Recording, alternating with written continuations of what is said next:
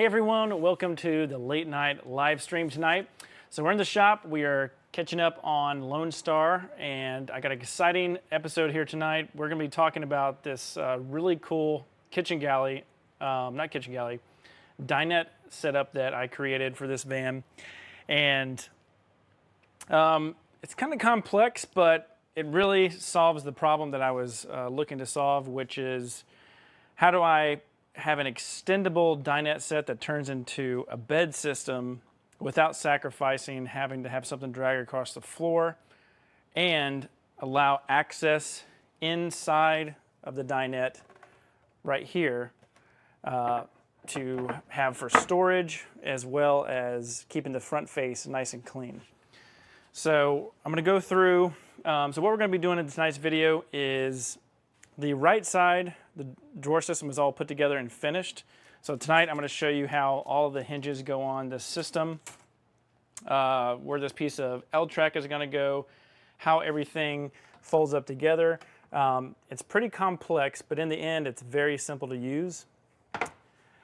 I've been doing a lot of painting in this shop, so panels have been getting painted. As you can see here, these are all finished painted panels ready for use. So the only thing we got to do tonight is bolt this up, put our cushions on, and this dinette is complete on this driver's side.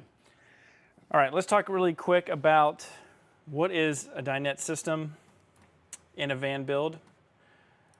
So I'm going to hop on over to the computer here, and when you want to put a dinette in your van, this is the first dinette that I've done in a van. Typically, the van bed is fixed and you don't have a multi-use area. You either have a bed that's fixed mounted with a garage underneath it, such as this. So you got the bed. This one happens to be a Murphy bed, so this one does have multifunctionality. The thing is, this does take up a lot of space and typically does not have as much function as far as where you have this, which is a dinette to where two people can sit down, eat. You can bring friends into the van. You can seat up to, you can probably sit almost 8 people in here, I would say, and just have this nice open space in the back. So that was the goal that we're going for. Unfortunately, there's not a lot of options as far as how the system is designed. So you can do these DIY methods where they're the slatted system, and they pull in and pull out, and they're simple, but this will tend to mar up the floor. You're going to drag it up and down.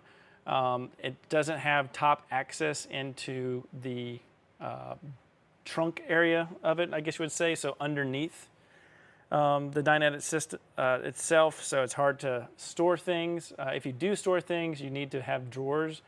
Most of these vans that have these slatted systems, it's just open. So as you can see here, it's just open underneath. And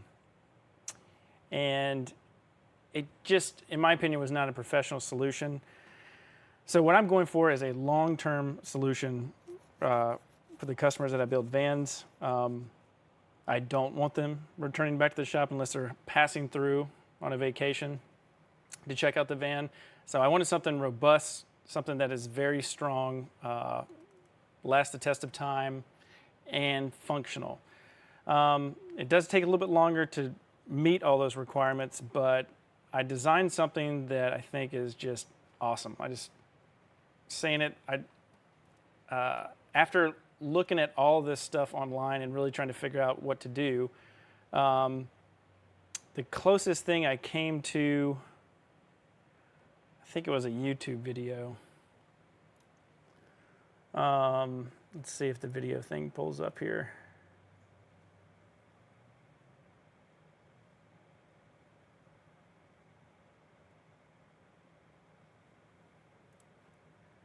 So I need to let the ads go through really quick.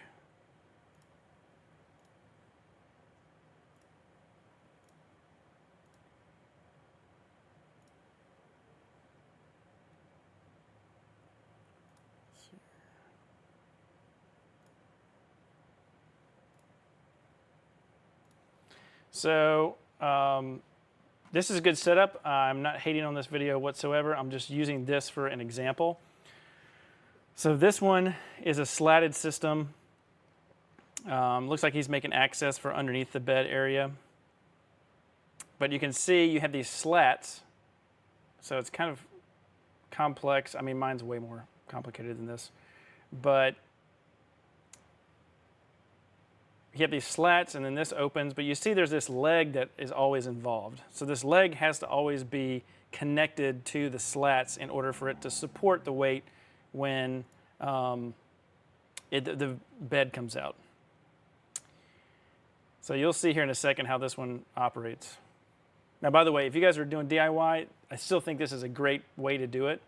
I just think the long-term use of this is not professional, in my opinion. It's great for a DIY van, but I don't think it's a professional solution. Again, not hating on this video. I think what this guy made is really, really nice. All right, so let's go back to the van, and let's show you what I put together here. So on the left side of this, we have our driver's side dinette, and we have the walkway in the middle. And so the fridge stack is over here. We've got the right side and the left side. So the right side, if we lift this up, you can get a better idea of what's in the van. So when we open this up, and not finished with the cable management yet, but we have the Webasto heater under here. Underneath this, we have the access to the fuse for the air conditioner up top. And then the wire is going to come back here. And then down here you see we have our fuse and breaker panel for our EcoFlow system. And so what I wanted to do is, if something happened with the Webasto, we need access to that, access to the fuse, access to the breaker panel, and then so when you open this up, you have access to that. Not only that, but by opening both of these, you actually have the full, this is fully open in here, so all your blankets, duvet covers, even pillows, you can really stuff this as much as you can fit in here. And so there's no space underneath this wasted. So to achieve this, we have a 2x4 frame, and the 2x4 frame is really there just to pretty much hold the these exterior panels that are bolted on here. That's kind of what serves their purpose. The 80-20 and these 500-pound drawer slides, so we have 4 500-pound drawer slides, and each one of these drawer slides is a locking drawer slide. So when this unit is, I'm gonna go ahead and shut this. So when this unit, so now we can actually show you operation. So these are the locks right here. So what you're going to do is when you want to pull this out into bed mode, it doesn't have to be bed mode. You can pull this out and have it as like a lounge if you wanted to sit and use it as a lounge if you wanted to. Maybe take the cushions and turn them, and you can still use this space over here. Both of these operate the same way. I still have 2 bolts to put in right here, so they're not in here at the moment. But let me grab 2 of those. Those are important. They're an important part of the system, so I'll show you what they're doing here.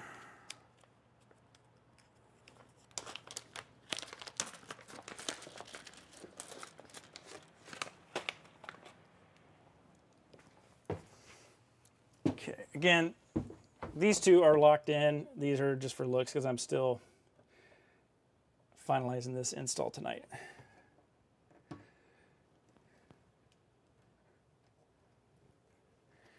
And of course I had to make these holes exactly the 5/16. There you go. All right. So underneath here, what this is going to do is bolt into the L track that's also bolted to the 500-pound drawer slides. And so what that achieves for us is, this is a 3/4 inch piece of Baltic birch. It is extremely solid. And it's doing multiple functions. So we have our hinge here. that is for opening and having access to the storage. So that functions like this. Again, this frame extends so that we're able to take the seat cushions, lay them down, and then this now becomes your bed. So you can see this support is coming out with no need for legs. And this support is extremely strong. So I have no problem standing. I'm not going to stand up now because I don't have it locked in place. But when I pull it all the way out, I'll show you what I'm talking about. So this will come out. So this piece is holding a hinge here for this. Get a little hold it. I've cut out and routed so it's nice and smooth to open and close. You'll see why this one is here in just a second. Making sure, let's change the camera angle since we're showing how this thing functions.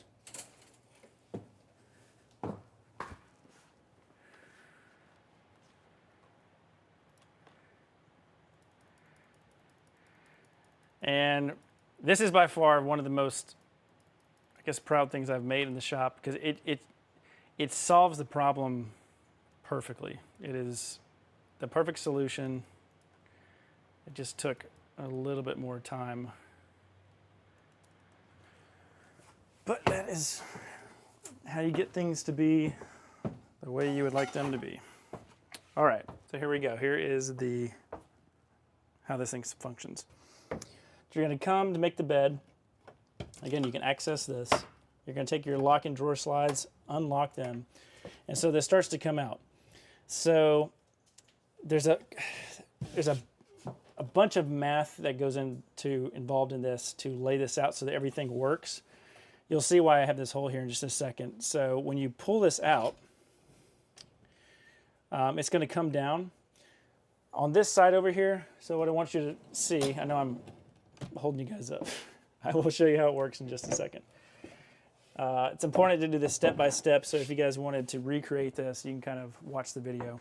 So right here, there is a support member. And this is what was really hard for me to kind of conceptually figure out, because the L track here has to be independent. The 80/20 has to be independent of the support bar because you can't pull it out. And that was the whole problem that I had with the slatted system. Is with the slatted system, everything came out together, and I just didn't like it. That's the easiest way to say it. So this needs to be here so that when the boards move, so those Baltic birch panels, when they move out, they leave this. So they're here. So the problem is, how do you support the panel that folds down so it doesn't drop into this area? But how do you also make it to where you can actually use this area and there's not a support member right here, for example? So what I did was I found out that this was the place where I needed the support. So this is far forward as I could get it without it obstructing this area.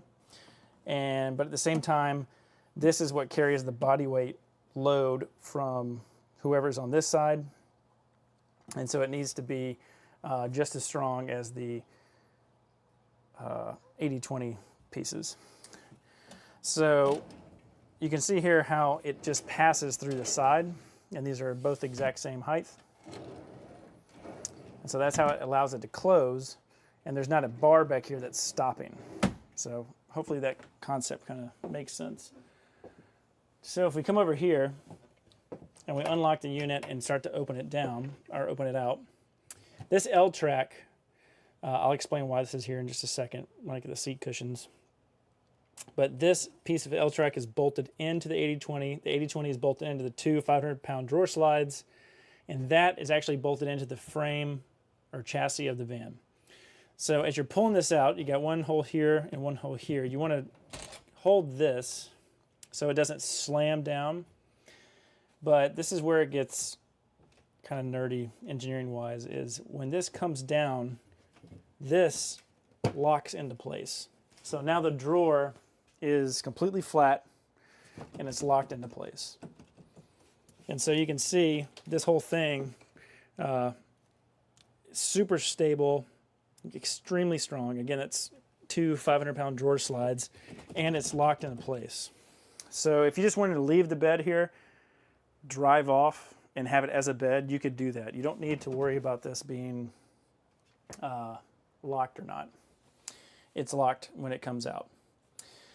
Now, this little button clasp here is so that when I fold it back up, it'll snap into the wall, and that way it doesn't rattle around. That's kind of my plan.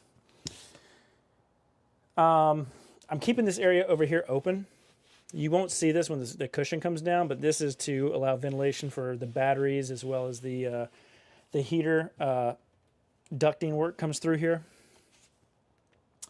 So you can kind of see how technical this got. We have a hinge here that's in this orientation. Then we have one here and one here. I originally had these two panels the exact same size, and that doesn't work because when this folds up, the one in the back needs to be longer than the one in the front. And if you draw it out on paper, it works, but in practice, it doesn't work for whatever reason.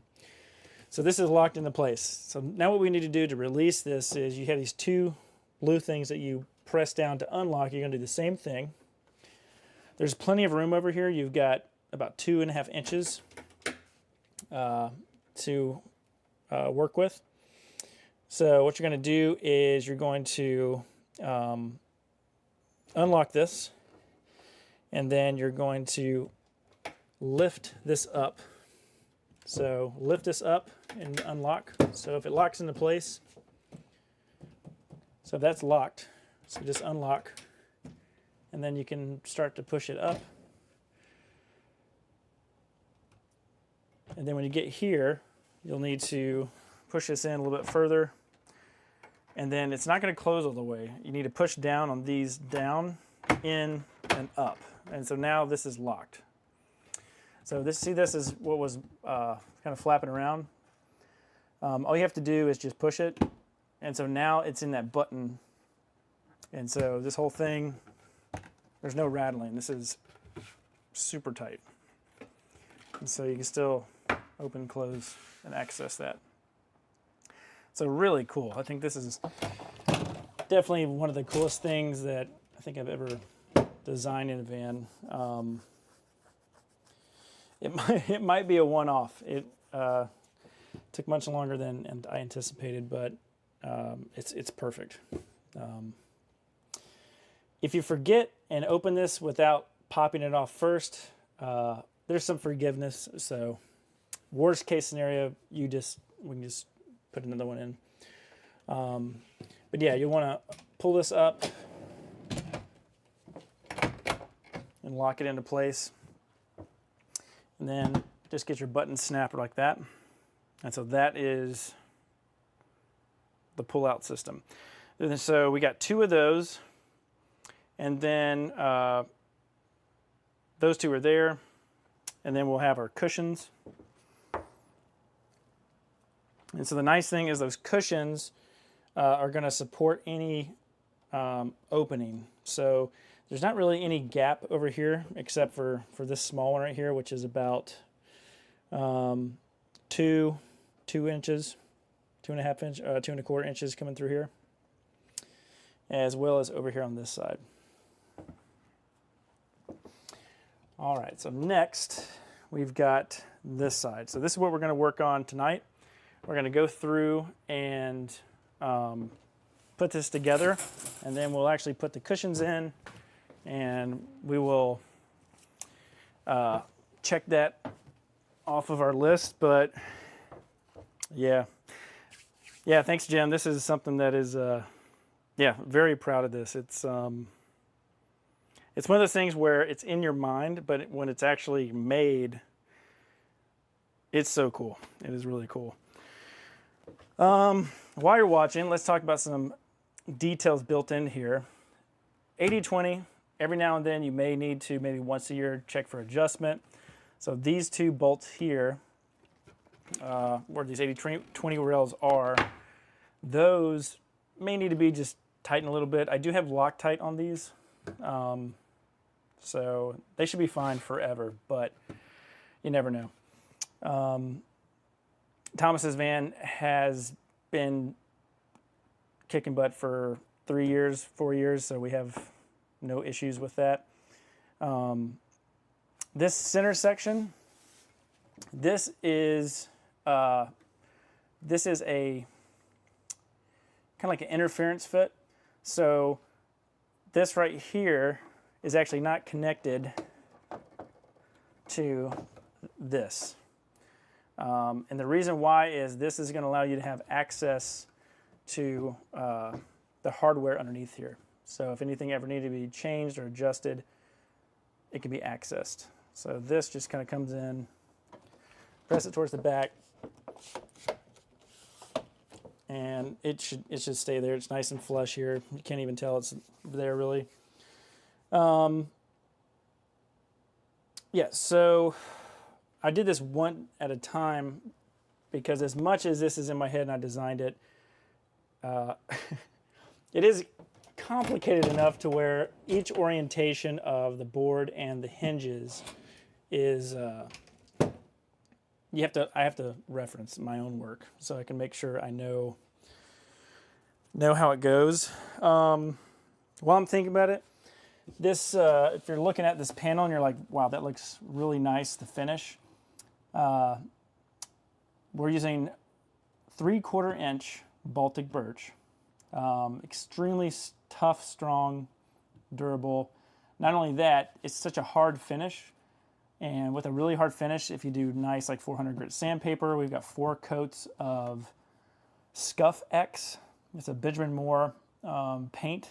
It's designed for children's rooms so that if they mark on the wall, if they run into it, scratch it or whatever, this stuff is really resilient. I'm not going to show a demonstration, but when I go to recoat these with a piece of sandpaper, for the first, I say 2 or 3 seconds with the sandpaper, it actually doesn't have an effect. You have to really sand it to get that next coat on. So that's just how tough this stuff is. Let's see, where else was I going with that? So, yep, just pull this up here. If you let this come out quickly, it may lock in back here. I may need to do a little bit of an adjustment. I'm actually going to do that right now. So I'm going to loosen. Let's see here.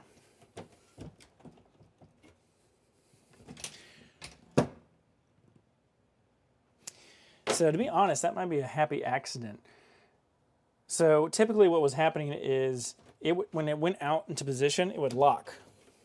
So it's not locking an outward position right now.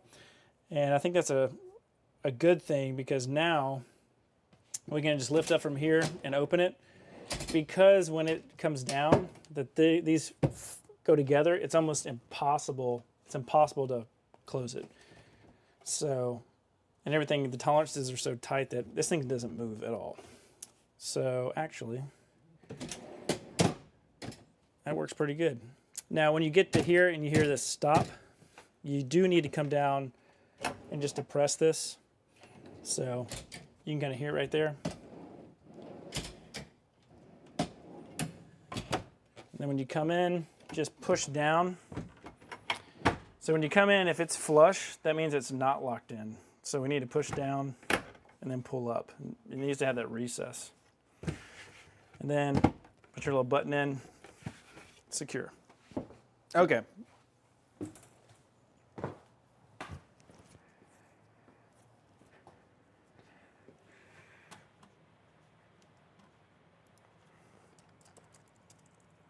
Yeah, thank you guys. I'm super proud of this. It's so cool.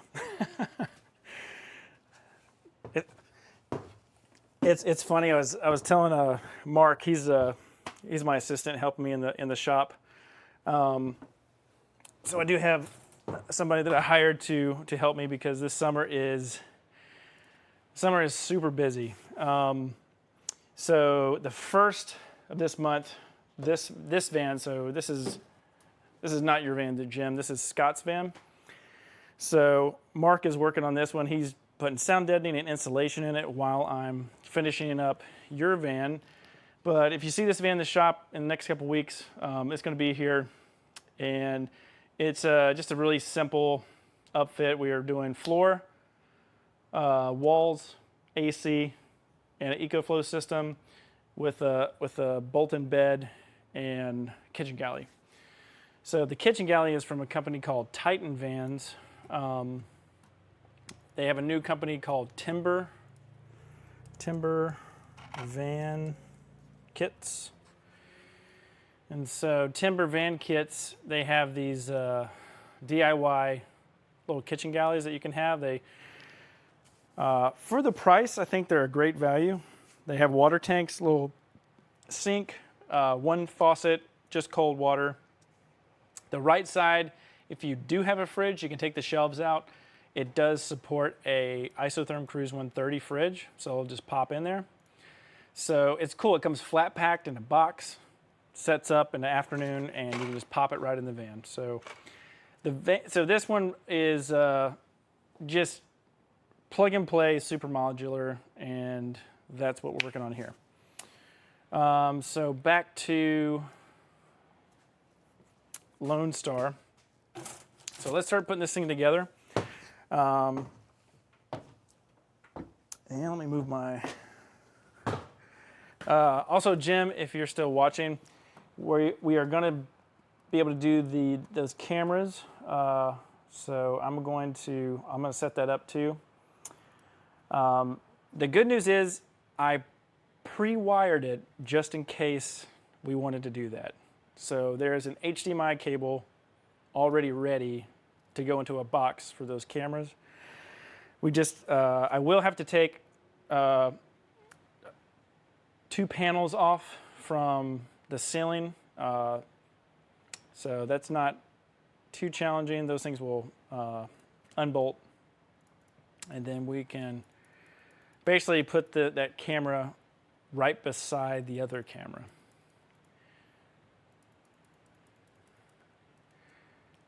So, yeah. So what we're going to do tonight is this piece over here. We have this, let me go grab it. It was our last painted piece we needed for this driver's side.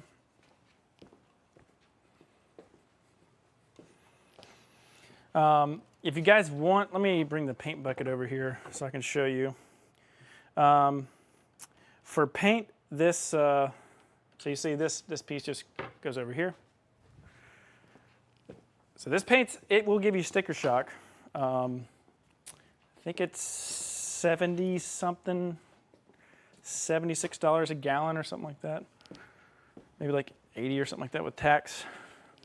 It's the best paint I've ever used. So I did professional painting about 3 years ago or 4, whenever COVID was, and I learned a lot. I refinished kitchen cabinets and stuff like that, and I really started to understand how paint lays down so you can get that nice like cabinet finish. So this is what we're using. It's Benjamin Moore Scuff X. High traffic area, quick dry. So something about quick dry. This dries extremely quick. So when you paint the surface and you do the back roll, you really need to do the back roll as you're painting.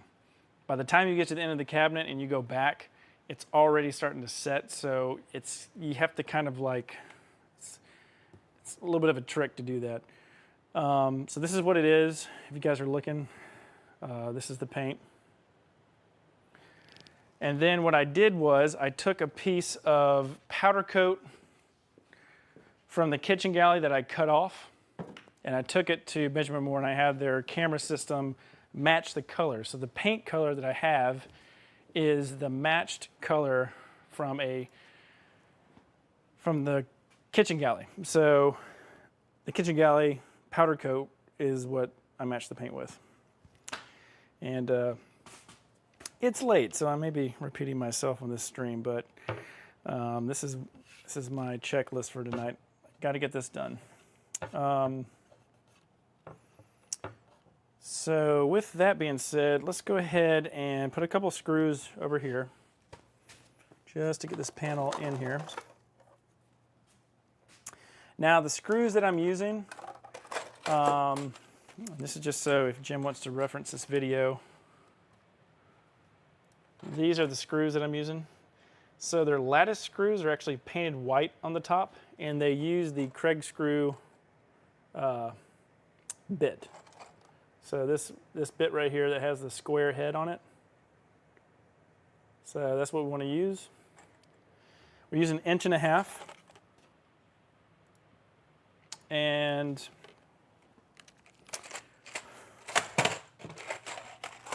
so what that does is this is going to allow us to, for whatever reason we need to possibly take a panel out for something, maybe you want to modify something or add something in the future, you're now able, you can do that. Take it out. Yeah.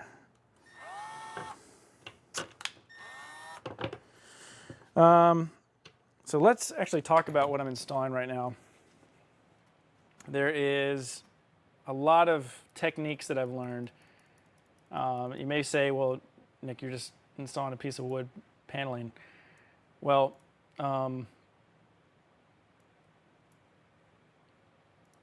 there's a lot of things you need to think about. So it doesn't matter if you're using these 2x4s like I'm doing for this frame, or you're using 80/20. So I kind of like to intermingle these because 80/20, 15 series, and 2x4s are the same thing. The exact same thickness, width, 1.5 inches. So they kind of play well together. You can bolt this to that. Oh, by the way, this screw back here in the back, that is bolted in the chassis of the van. So it doesn't matter how much leverage we have out here with this drawer. It's this is what's going to keep it from bending up. So this drawer system really relies on the van structure, not necessarily this wood frame. This wood frame is really just it's like to hold the facade, make it look nice. Now it does, hold up, obviously, for this leverage that comes out here, but really that's kind of what it's for. All right, so back to this piece. Wherever you put your holes in here, you need to pre-drill, and you need to find out where the screws that you last used, their positions are going to be. If you want this to be visually appealing, you're going to need to measure it so it's nice and symmetrical.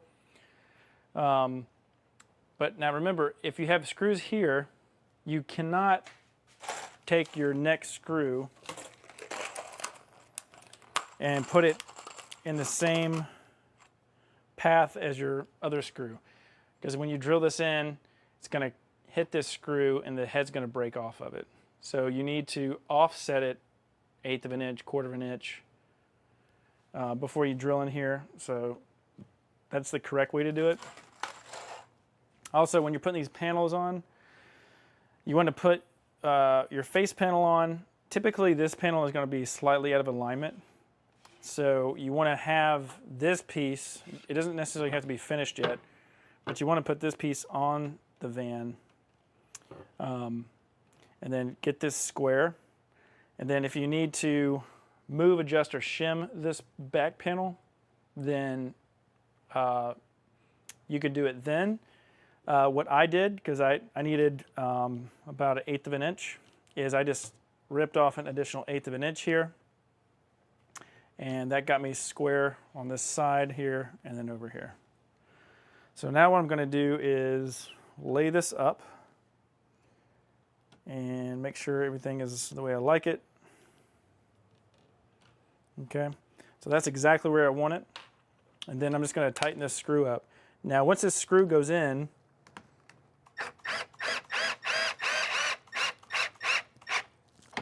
you've really dialed in where this is going to stay.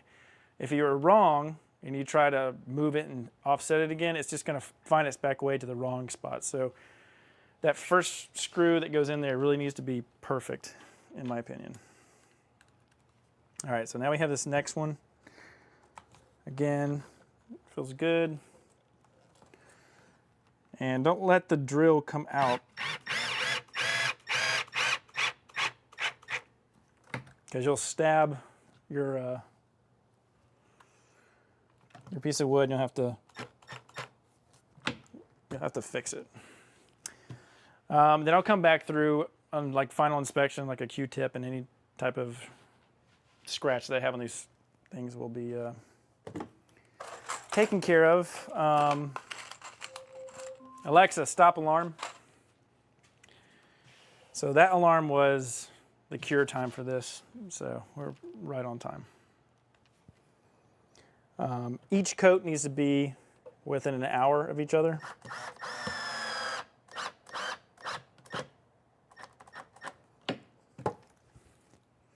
And then don't over tighten these screws. You don't want to strip them. If you strip the hole, for example, I have all these measured perfectly so that visually, if you took the couch cushion off, they look presentable. But if you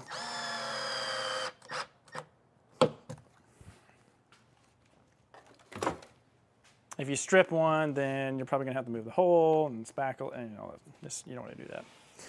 All right, so here's the box end here. Now, this side is going to be like this. The other side has a bigger chamber, so we actually will have an access hatch to access this one. This one, underneath here, you can access it. So if you have like pillows or covers, you can stuff it into this chamber back here. But I didn't want access on the back of this one because it's just too small. But in the future, Jim, if you want to modify this yourself, you can just take these screws out and have at it. Okay, so that is all put together there. Let's zoom out and get to the core of the video tonight, which is how the heck this thing gets assembled.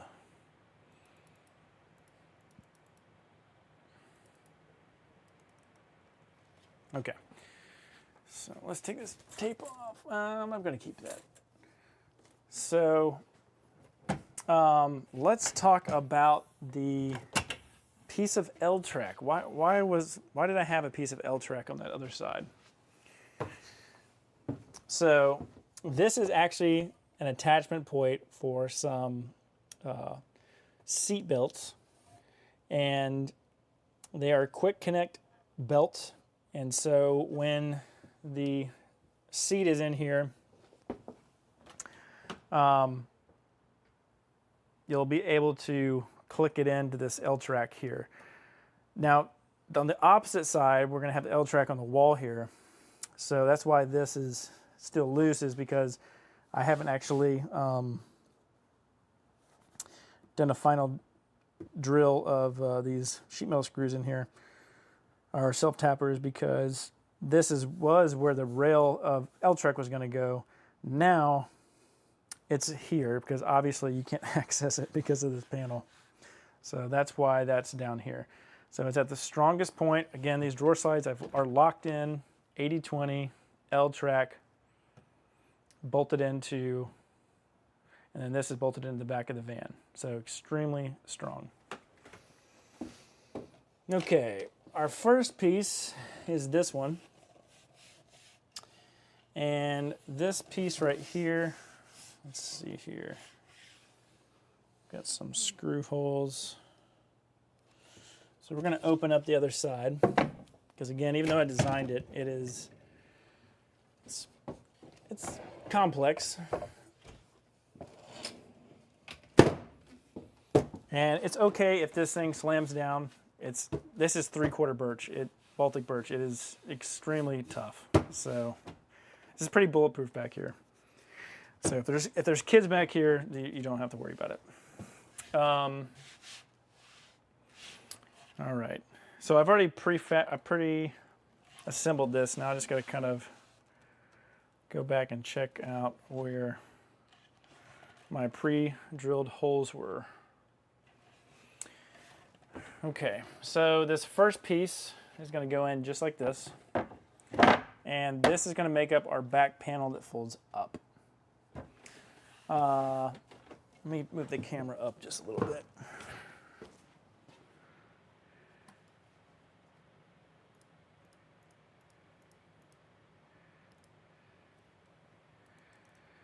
When you order these drawer slides off of Amazon, I've had to make probably 3 or 4 orders.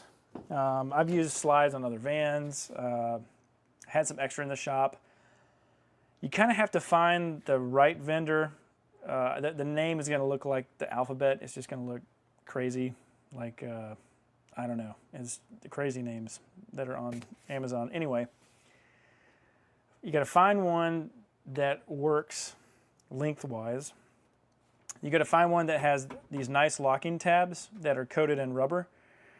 And you'll probably need to order, if you need 2, you need to order 3. And the reason I say that is, or 2 packs of 2, is 1 out of 3 that I order, these these pieces right here, these dipped tabs or locking pieces, they're always usually completely bent or broke.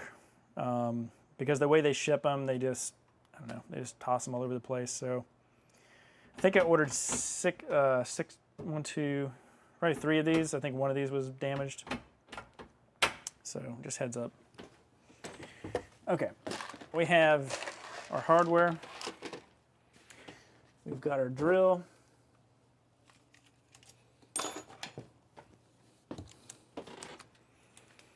Okay.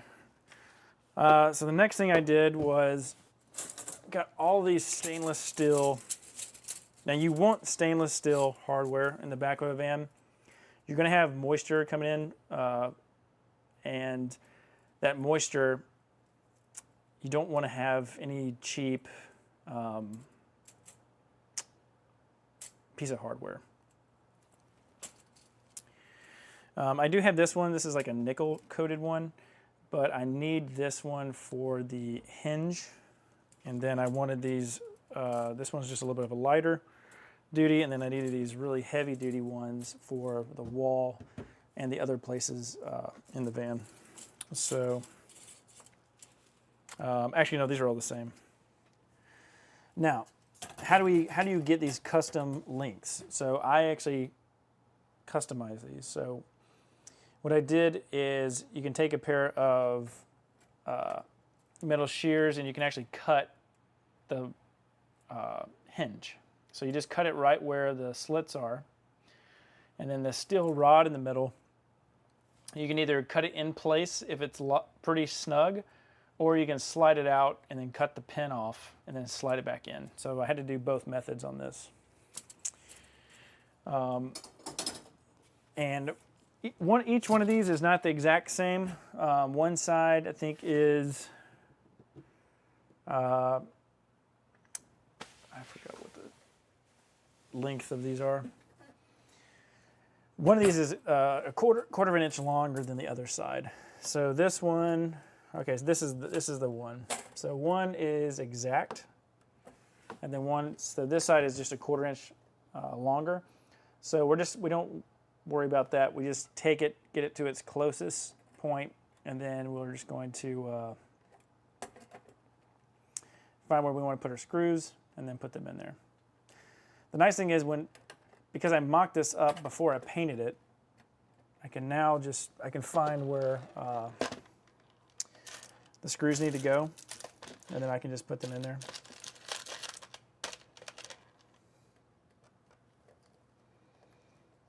And the good news is I have a little bit extra of these screws from cutting these up custom, because you're probably going to lose maybe 1 or 2 whenever you're fabricating or putting this together.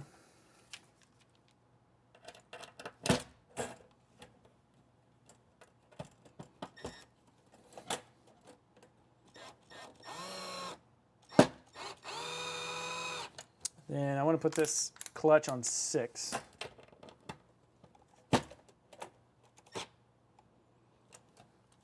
maybe 4.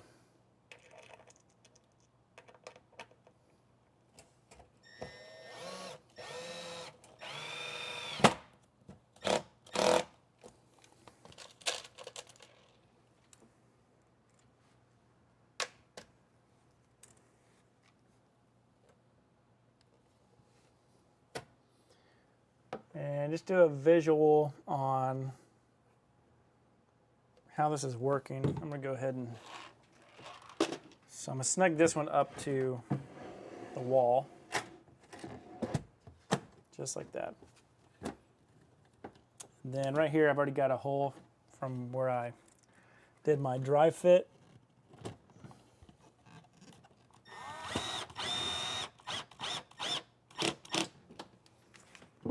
All right. I need to go back there and I'll tag this in with a sheet metal screw, but this is okay for right now. And be careful of these metal pieces out on the drill, if you have them. I'm also saying that to remind myself so I don't scratch this new work. Yeah, so stainless steel hinges, 500-pound drawer slides.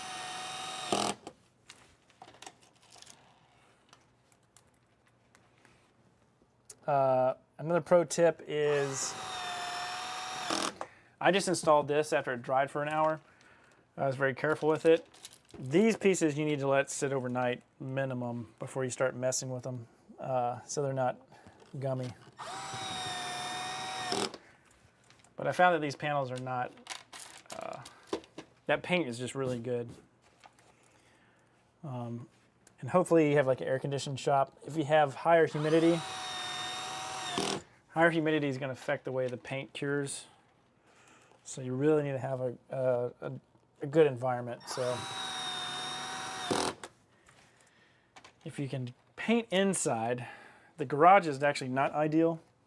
You know, if you can paint, I don't want to say in your living room, but somewhere that's air conditioned, it's going to definitely benefit your install.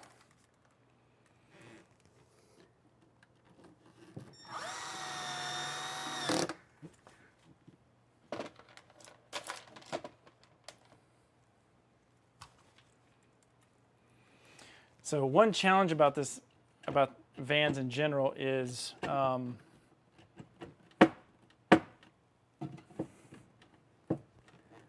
see here, and get this piece down.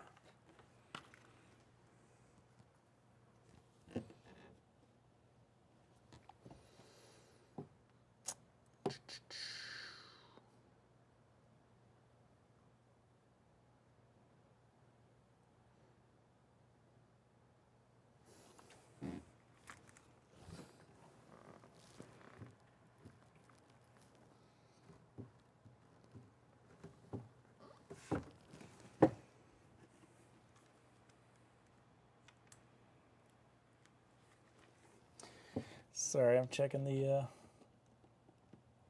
levelness of this.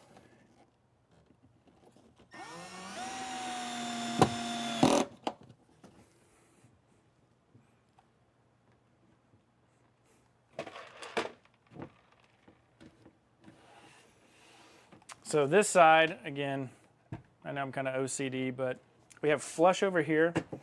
On this side over here, we got about a 16th of an inch difference. So I'm going to try to alleviate that real quick.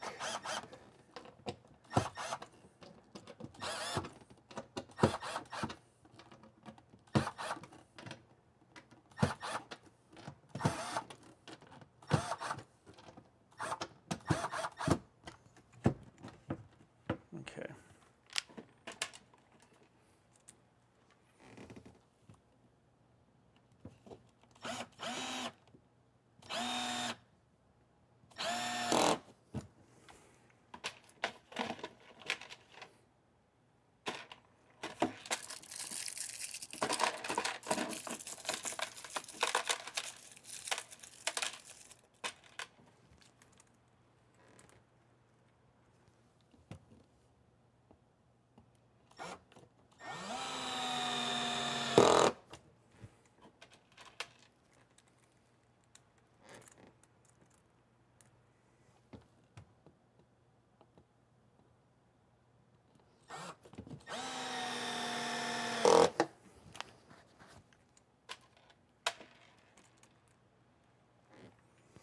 So in hindsight, I needed to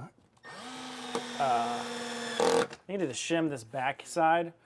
I kind of had it down with a little bit of force, so it kind of seesawed backwards, so it's a little tight. It's not going to affect the operation, but that might be a pro tip for you guys.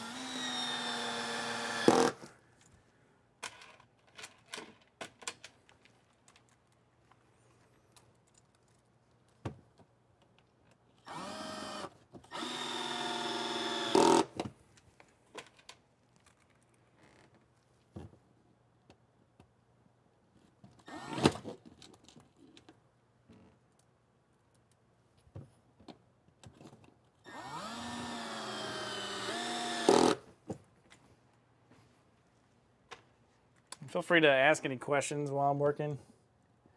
If you guys are new to the channel, then you can, yeah, it's a good time to ask questions, especially on this setup, if you're wondering what I'm doing.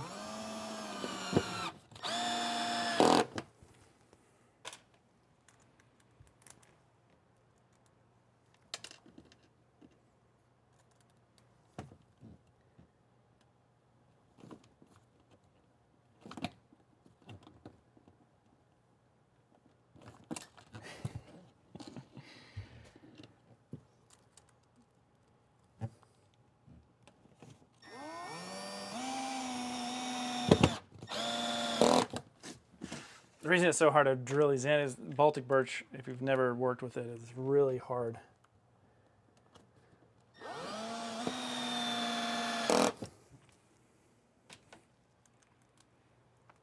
Yeah, it's really the best material to use. I actually don't use it on floors because I use it on areas that I want to be perfect. I use Revolution ply for the floors. It's a little bit more flexible. It's cheaper, but the flexibility in the floor is more important because the 4-transit floors have a slight crown to them. They're not perfect. And yeah, it really helps with the unevenness of the floors.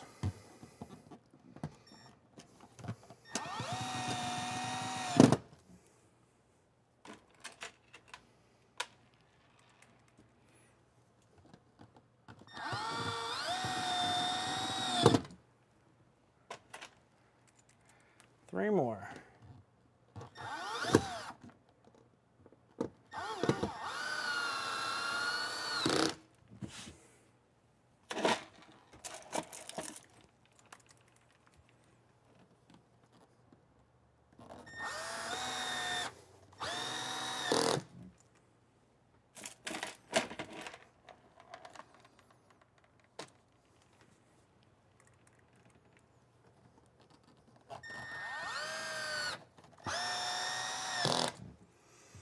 Okay, so that feels pretty good.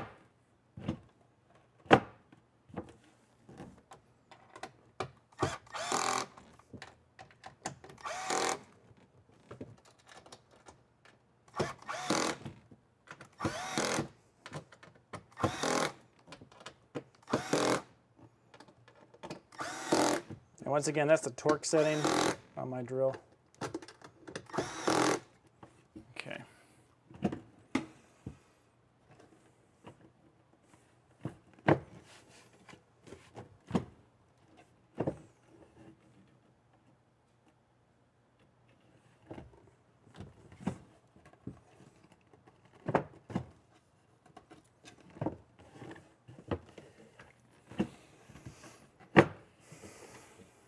And so there's going to be a little bit of a tight fit against this rail over here. But believe it or not, the van has this just the slightest curve coming out this way. And it's really hard to get everything square. So if you're working in a van, sometimes building too square will actually cause a lot of problems. So you really just have to work with it as far as that goes. But this right here, we just got a little bit of a tight spot over here on this left-hand side.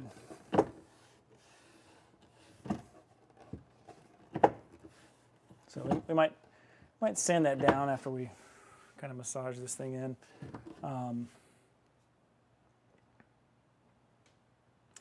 All right, so next, let's see here. We've got our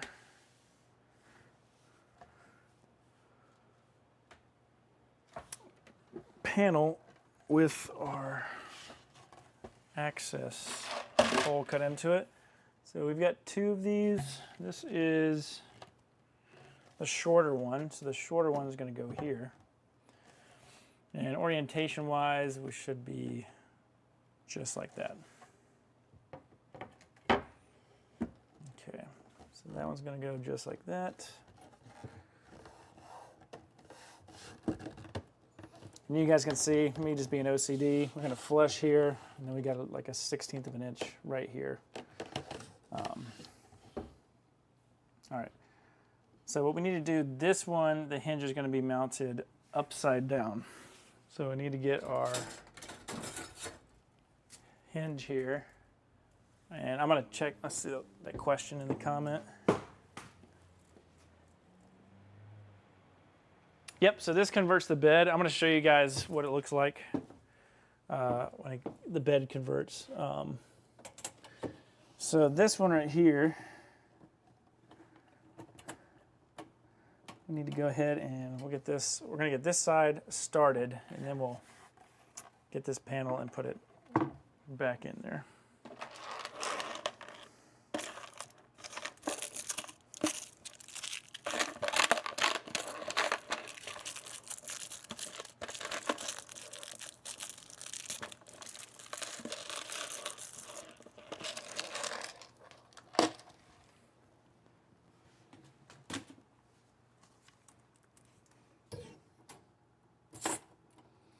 Now the offset of these hinges is very important. So don't just slam these hinges in there.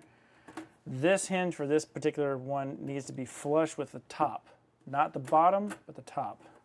So I need to put this in here, and then we can go to the second one.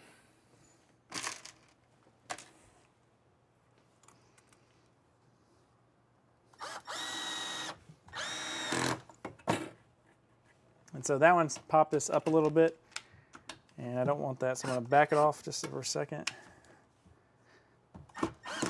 There you go. So you do need to, if you're going to do this, you do need to pre-assemble.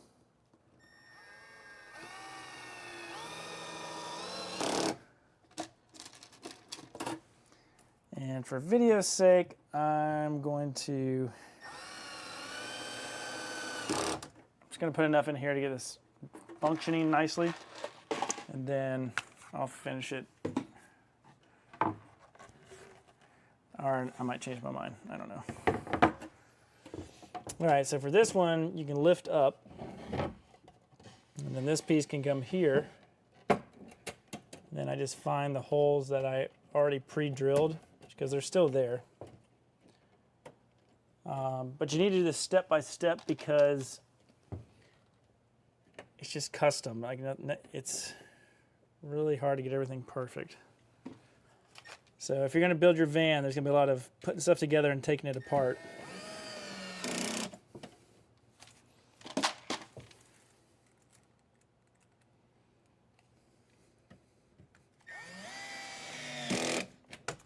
It's kind of one reason, besides just being busy, that I haven't live streamed is if I live streamed every day, it would not look like progress. It would just look like me taking stuff apart and putting it back together. Okay.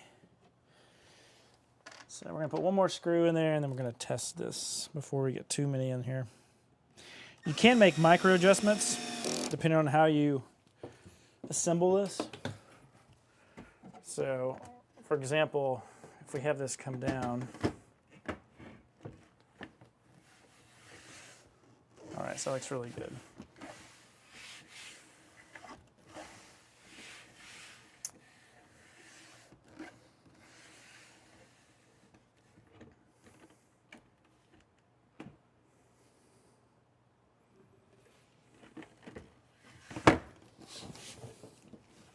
So right here, that's why that support bar is right there in the middle. So now you can kind of get a look and see just how nice and clean this is. Let's see, I'll pan this just a little bit. So just, it's very nice, super flat. The last thing we'll do is, actually we can do it right now. Let me show you how to put this little button snap in. So I have some leftover button snaps from another project, and we're going to use these. So Inhabit is a floor that you can put in your van. It's kind of like a dust rug on steroids. So it snaps in your van. You can take it in and out whenever you want to. They're quite expensive, but it's because they're kind of laser cut to fit your van. It does take a professional to map out your van. So, like, you would get me to do a paper template cutout of the van floor, very precise. Then we roll that up and we send it into Inhabit, and then their people measure it and then load it up in the computer and cut the floor out.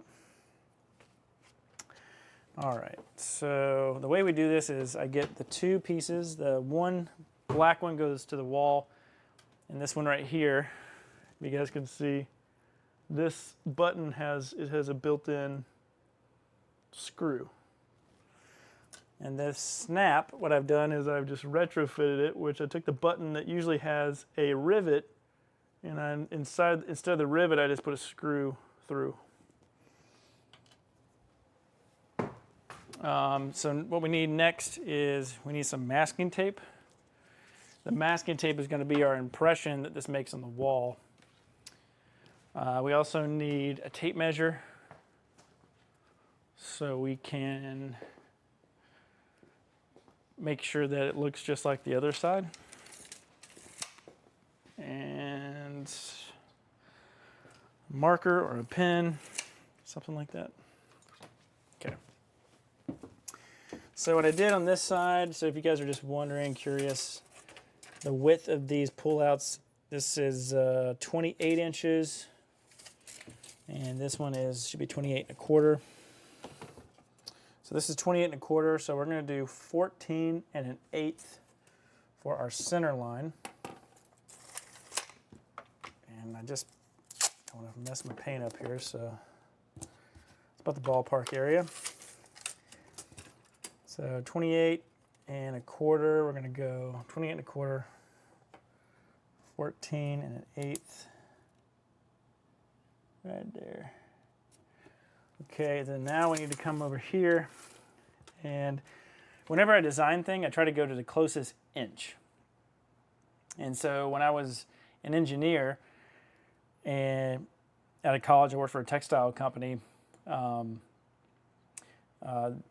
We had machines that knitted polyester that was sold to Under Armour, and those machines and gearboxes, they'd mess up, break down, and they were machines from like 1970s, 1960s, 50s from Taiwan, and there's no spare parts. So as an engineer, I had to redesign all the parts. So if we couldn't find something in the store stock. So one thing I did is I didn't use inches, I used millimeters. So I used the metric system because it was just, I could get more precise. But when I used it, I'd always try to be more exact, like 100, 105 millimeters, 106. Anyway, my point is, everything in this van, it's all made up. So the offset of this hole is that's what I made up, where I want this offset to be. It's not a standard or anything like that. It's just where I feel this hole needs to go. So for example, this hole is exactly 2 inches from the edge. It's exactly 2 inches from the edge, and the center is 14 and an eighth. So we got 14 and an eighth here. Over here, the snap, I just did an arbitrary, see, this one is 1 inch. So that makes sense. And then I also don't use this down here. try to get more precise, so I'll go to like to 3 inches on the edge, and then I'll say I want to go to 4. So now I have my center line and then my line coming in. And then the next thing we can do is we'll take our one that has a screw built into it with a more aggressive thread, and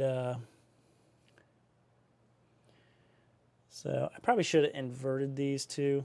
Probably put the more aggressive thread in this wall, but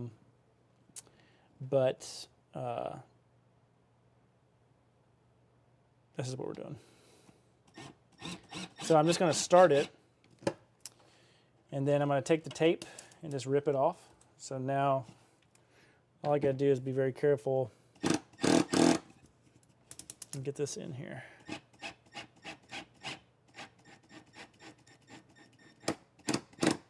Okay.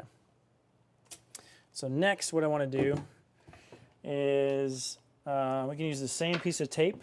We're going to lift this up. I'm going to come towards the wall, and we're just going to find where the button piece is, and we're going to lay it over the button and just going to push so it can make an impression. So now when this comes up to the wall,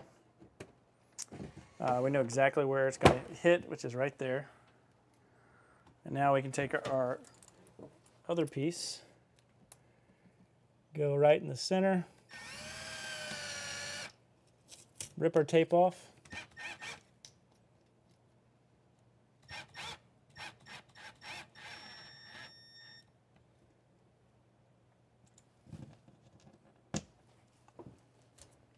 and you can come up.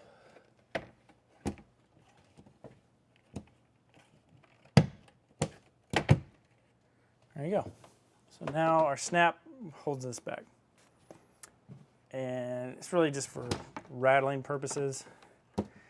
That's my thought. And all this stuff I just made, it's just made up.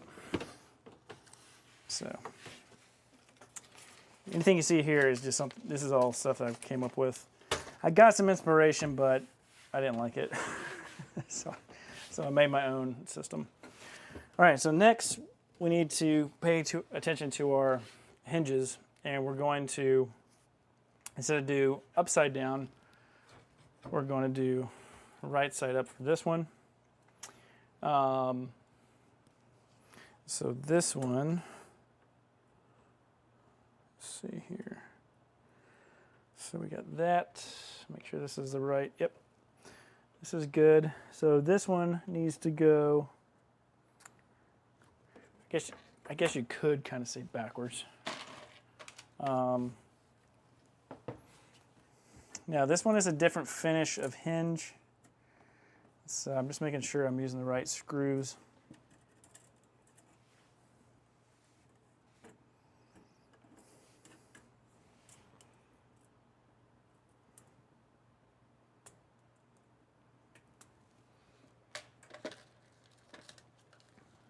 See here.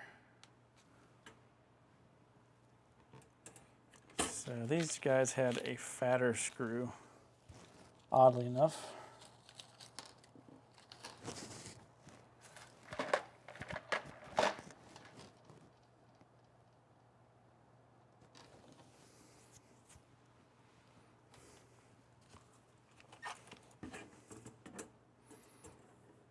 So this one has a nickel finish on it. They were out of the other finish, so. But this one looks the same. It's just a little bit shinier, but you're not going to even see it.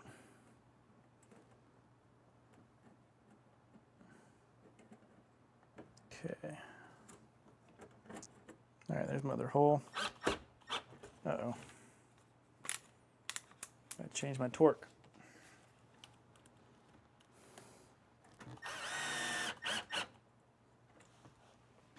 So with these, you gotta be careful.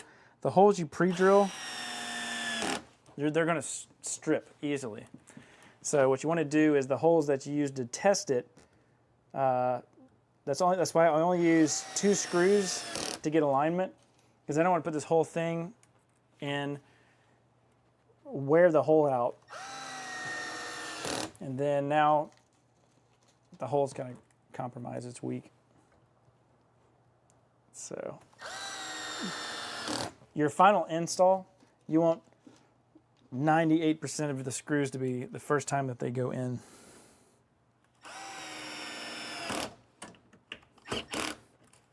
That way they have the best grip.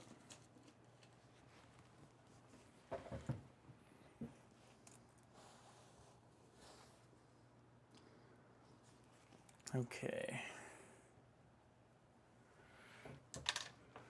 So that's going well. Let's go ahead. Let's just go ahead and finish this. I just remembered that if I don't finish this one at a time, it's going to get locked in place and it's hard to access these. So this might be a longer live stream. But all my live streams are super long anyway.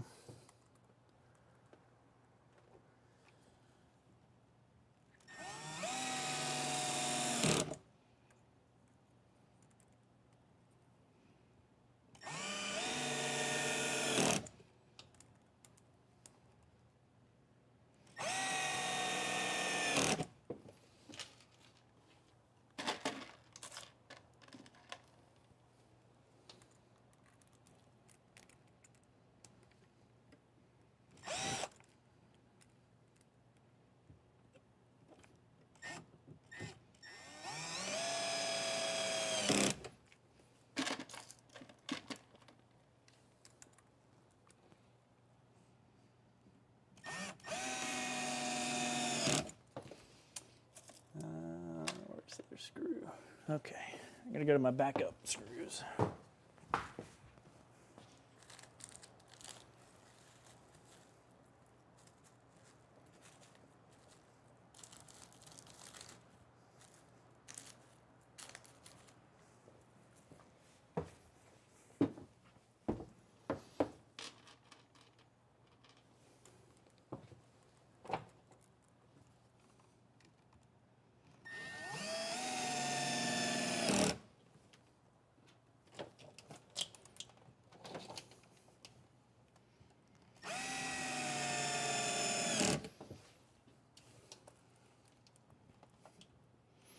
So as far as the driver's side dinette goes, the only thing we have to do is pull the cables through the fuse box and do some cable management.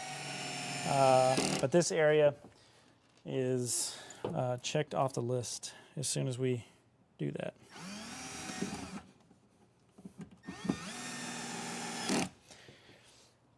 And I've had to reroute the output of the Webasto heater.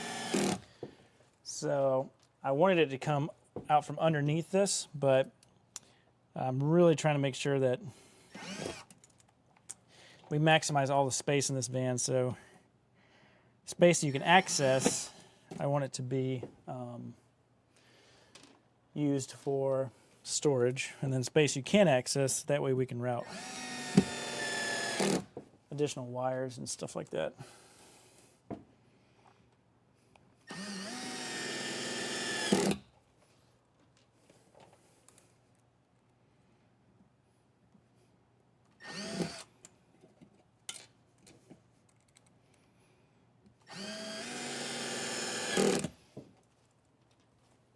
The drill I'm using is the Milwaukee M12 series drill. It's really nice. It's very small, very torquey. It's got that clutch on it, so you can really dial in what you're screwing into.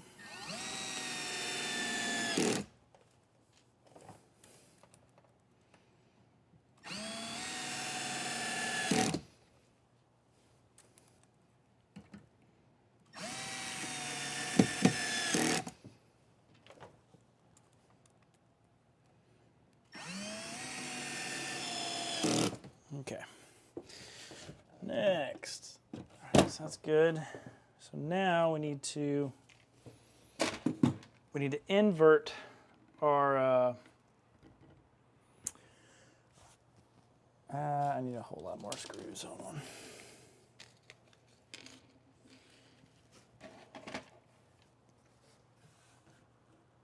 Oh no, I got enough. Okay.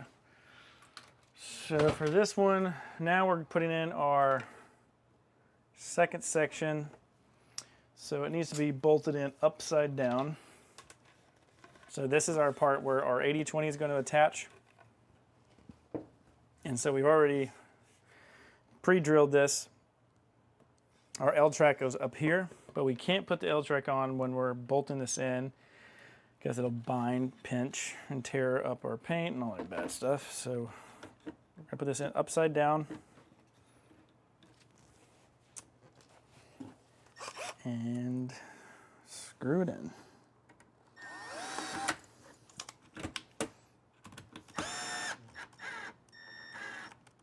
Okay. Yeah, just nice and easy for this first time. Let's see.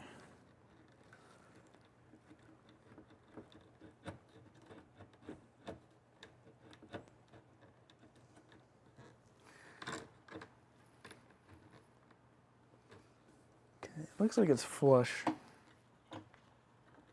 think this one I cheated on the, oh wait, no, here it is. There we go. I was trying to say I don't really cheat on putting things together.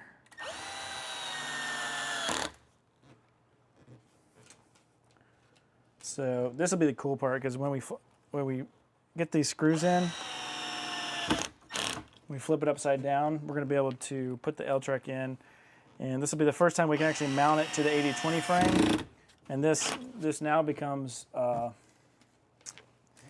the base to hold everything together to the 80/20 drawer, or the 500-pound drawer slides.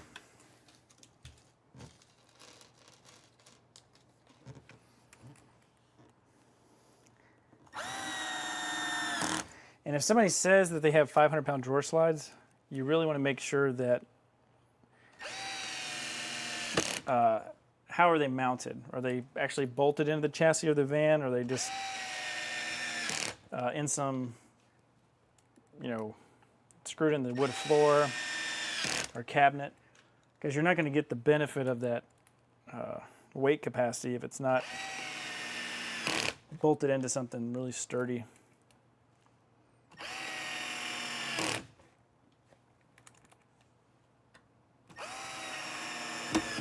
So the way that I installed this is the back of each one of these, it's bolted into the van with riv nuts. So we got 5/16-18 riv nuts, and those guys are riveted into the van. And we've talked about them on the channel before, so I use those a lot. If you've ever seen Adventure Wagon, or these L-track kits for vans, they're typically asking you to put a rivet nut. Sometimes they're called plus nuts. And they're basically giving you a threaded, it adds a thread to a piece of sheet metal. All right, one more. Okay, so that's finished. So again, this is going to fold towards us. Okay, that's the next part of this. Now we can lift up and get this onto the piece of 80/20. And so this is where it gets really satisfying.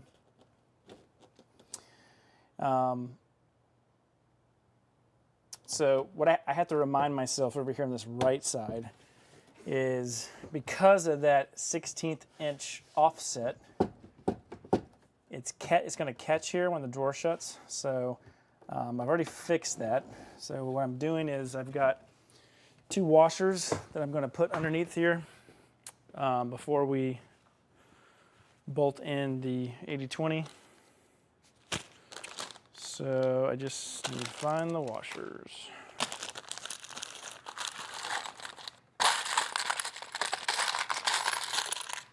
So we got fender washers. Let's see, I had a whole box. Where'd they go? So now is a great time to ask some questions. So I'm gonna look for these fender washers. And if you guys have questions, put those in the chat. So when I come back, I can answer them for you.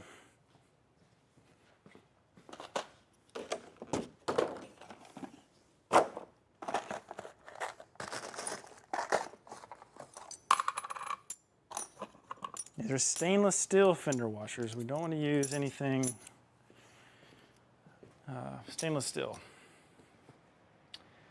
Oh yeah, Rod. So the snap holders, they're kind of like snaps on a jacket. It's the easiest way to say that. Yeah,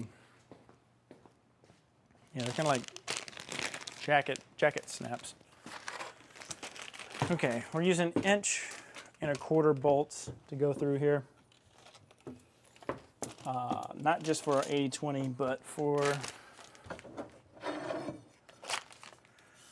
Okay, so here's our piece of 80/20 that's going to go in. This is going to be what holds the those seat belts.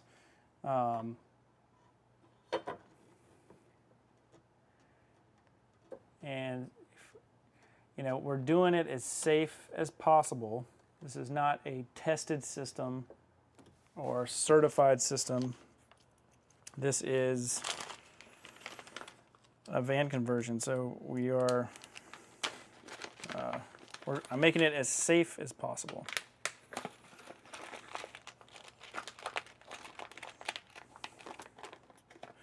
Okay, so we got our fenders that we're going to shim underneath here. We've got our 4 bolts. Now we're using something called roll-in T-nuts. And so what these do is these are it's kind of like a riv nut for 80/20, but what we're doing is we're going to roll this in, and it's going to give us a thread.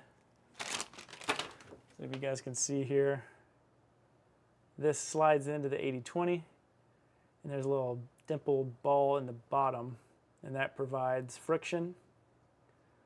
It also depresses, it's spring loaded. They're expensive. These things are like sometimes $2.50 a piece or more. So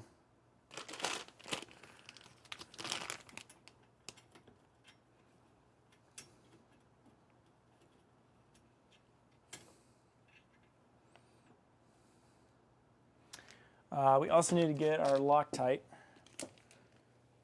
So we can put this on here when we tighten it down.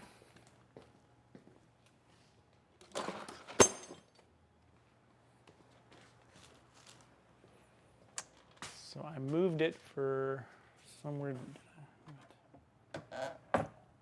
There it is. Okay.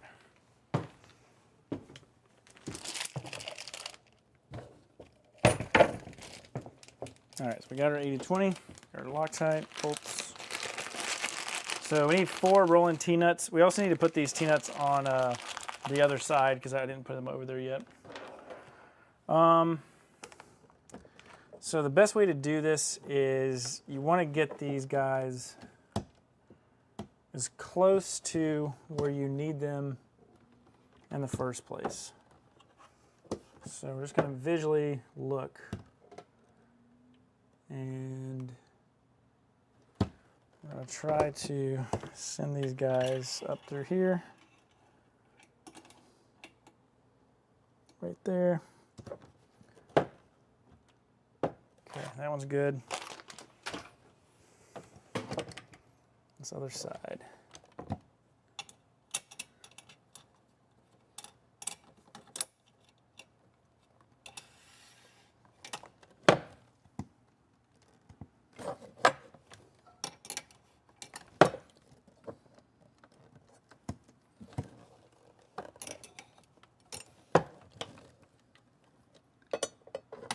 It can kind of be a pain in the butt to get these centered. You just gotta be patient.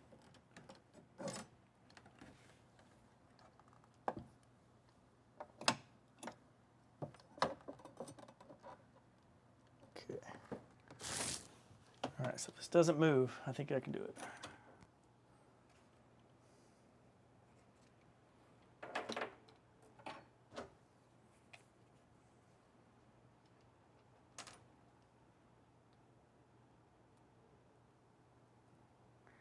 All right, so off camera, I'm putting Loctite at the very bottom of this thread.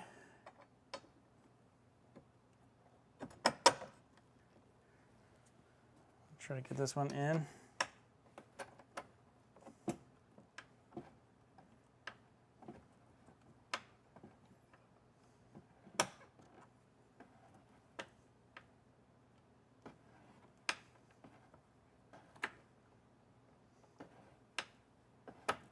Now, if this one's wrong and the other one moved, you gotta take it all back out again.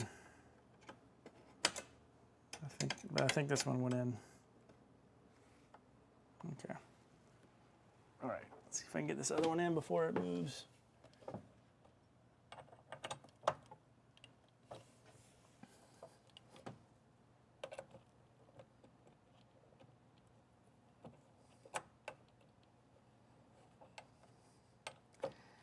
Now the wood's gonna take some of this Loctite off, so we're just doing our best effort to get this to work.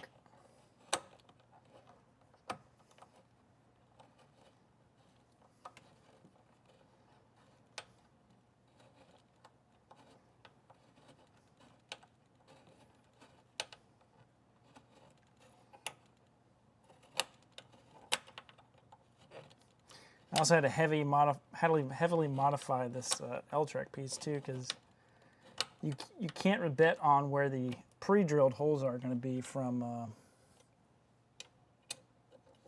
the L-track. So, all right, so there we go. Well, hold on.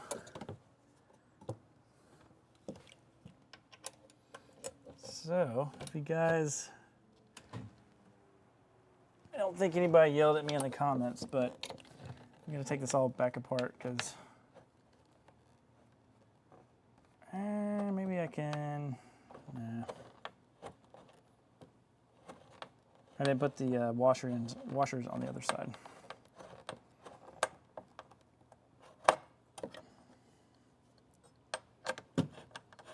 Okay. So we can do this all over again.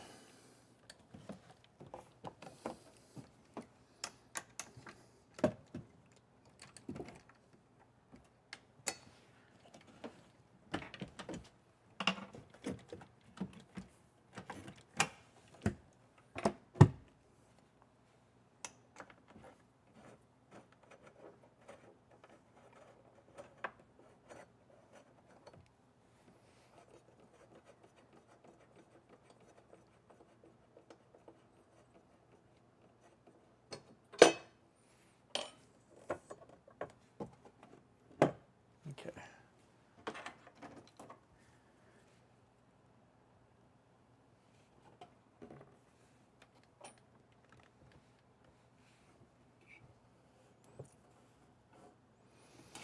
We're going to try to take that roll-in Dinette back out because that thing is not...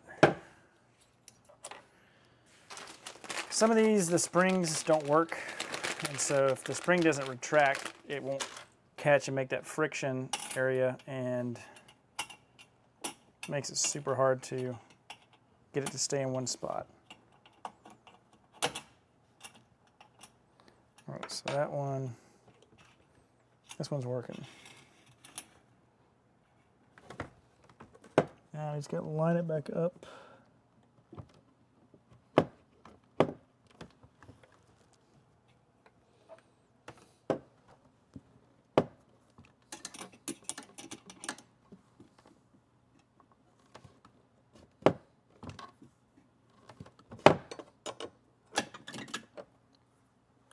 Okay, so once it's lined up, take our washers,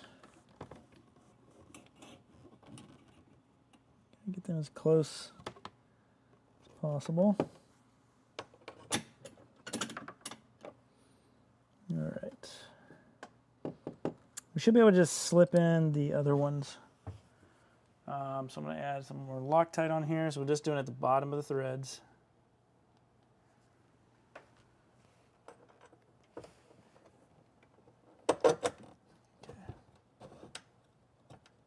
Okay, so that went in. But let's see if we screwed up this other side.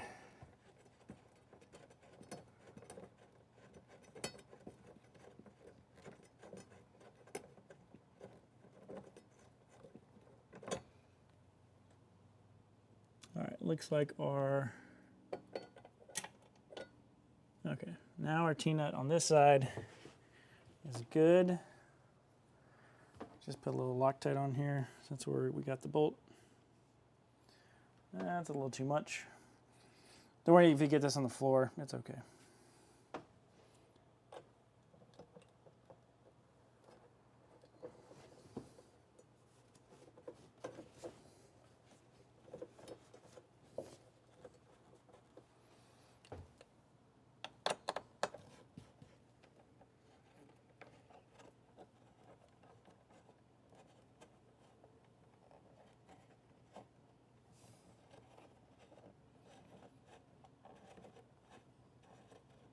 Something cool about Loctite is Loctite will never harden in open air. It only hardens in the absence of oxygen. So that's pretty cool. I'm probably gonna have to touch this up paint-wise. All right, so here's the second challenging part. That is, this needs to be adjusted and dialed into this lid right here. So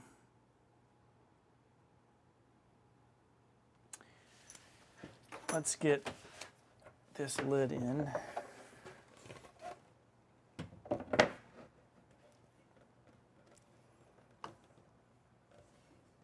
And I had just a slightest offset. So I'm going to use these washers. And now I'm going to pull this back till we get flush on this edge right here. All right. Okay, so where that is, now I'm going to actually lock this in place. So see it moved.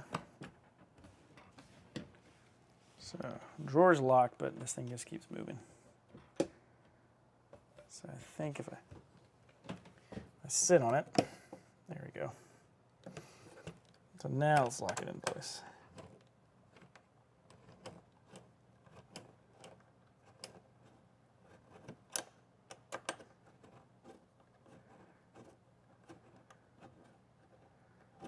Okay, so this, I think this T-nut moved.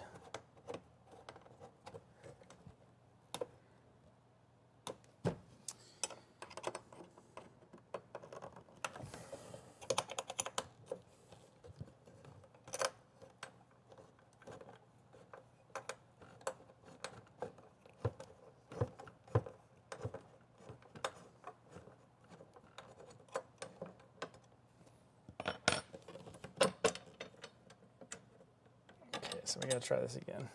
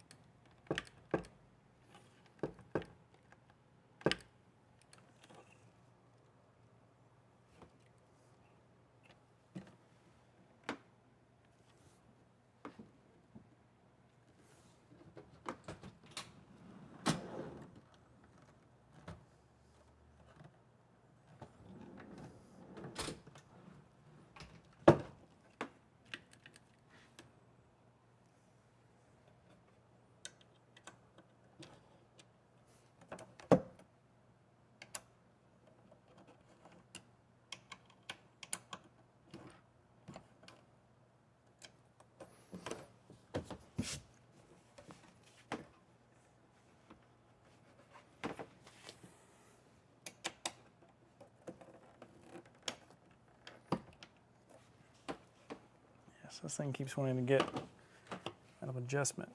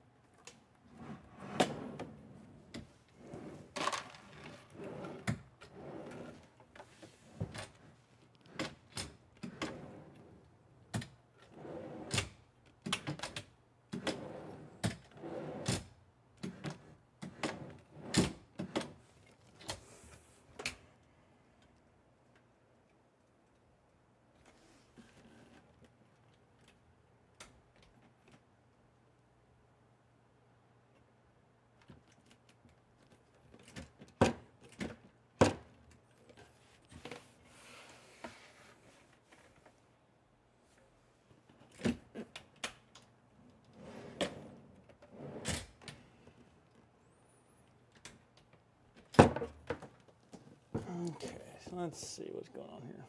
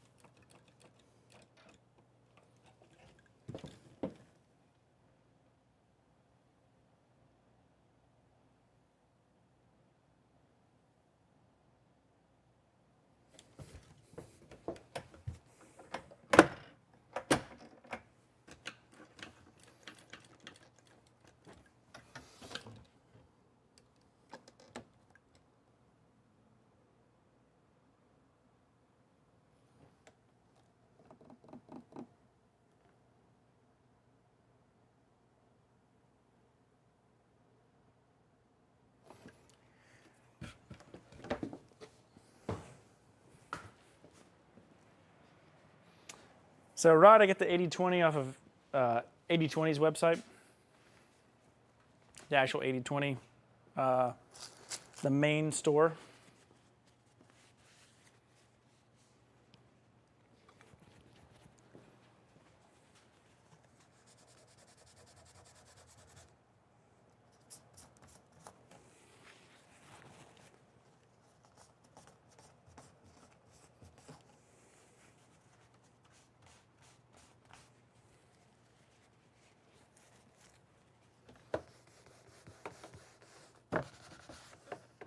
These smudges off of here before they stay on there.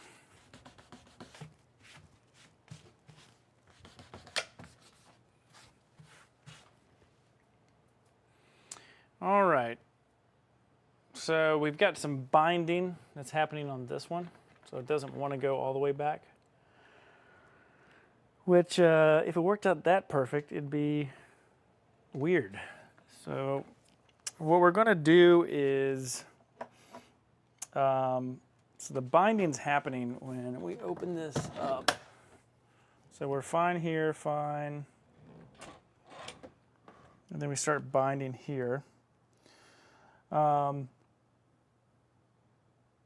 So the squareness of our slider bracket is probably what is going on here. So we're going to try that first. The cheat way would be to change and lower that back bracket. So what I probably should not have done is put all the screws in, since we may need to adjust it. But the other side did so well. It's hard to say that that was going to be a problem.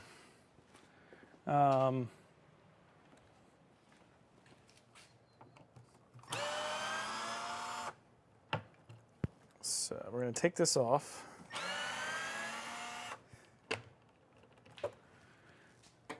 We're going to see if we can adjust the 80-20.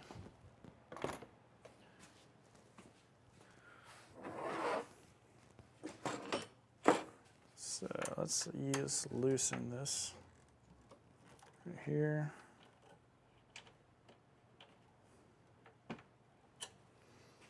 Back here.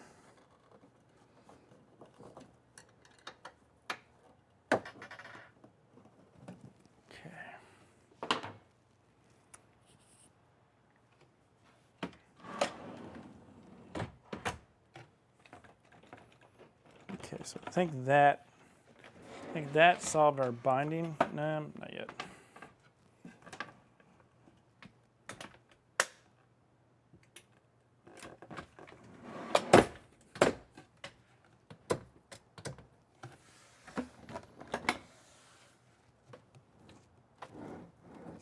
The good news is we're not binding on the slide.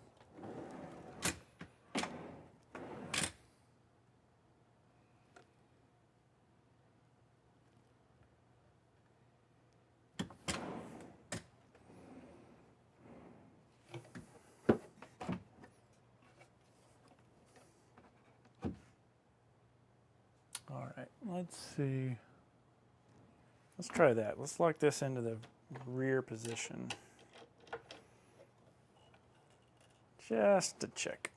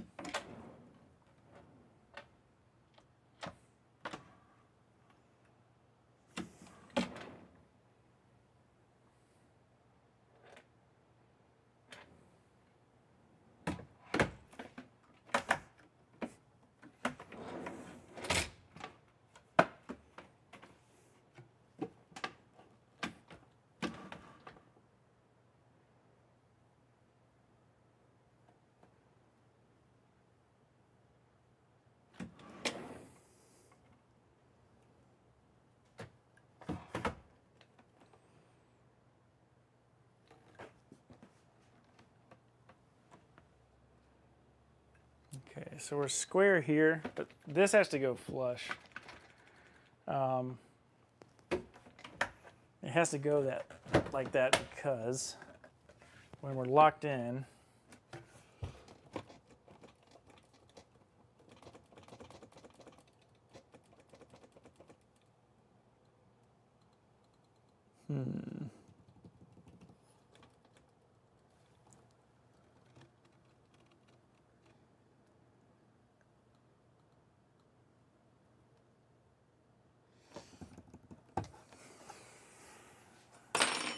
you guys get to see in real time why van building takes quite some time, because even though the plan is exactly duplicated. There's just some quirk because of the van that I'm trying to take into account for. Let's see here. So what we're going to do is we're going to take this Nova, come here. We're going to take this out.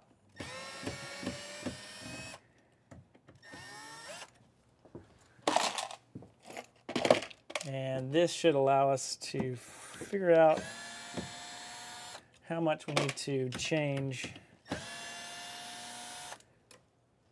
this bracket angle. So the angle that's binding is this bottom bracket. I mean the bottom, the first thing that we screwed into the wall, that is where our issue is coming from as far as this goes. We'll also have to change our button location, the little snap on the wall. But first we got to figure out why this is being so weird, because it's exactly the same as the other side, which actually might be the problem.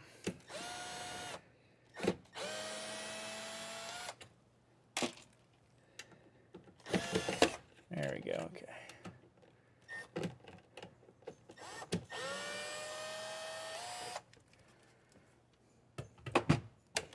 Okay, so this, for example, we want it to come back like that against the wall. And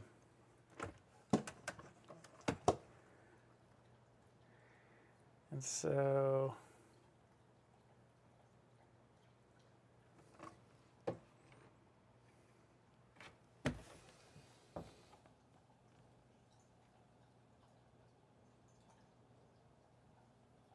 let's see how this worked out the other way.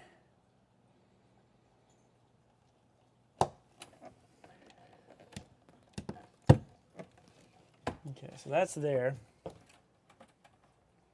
Now our difference, so this happened to me on the other side. This back angle has to be, it seems that it needs to be customized for each side, which I know that's hilarious, right? Because, haha, the vans are custom. So in order for this to work the way we want it to, this is the adjustment, so this can move forward or backward. So it looks like we're going to need to take this and we need to remove about 1/8 of an inch off the back of this back piece.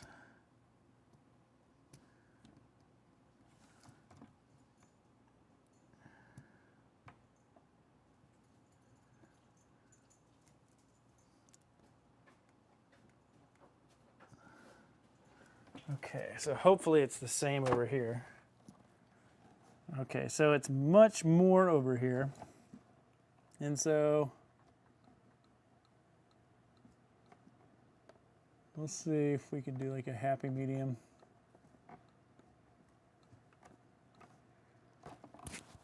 So, that's not that much more. Okay, so we need to cut that piece. This other stuff is fine.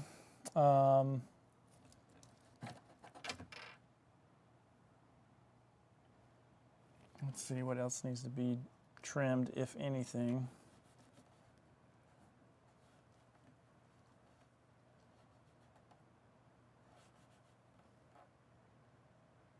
Okay, so this right here, this part,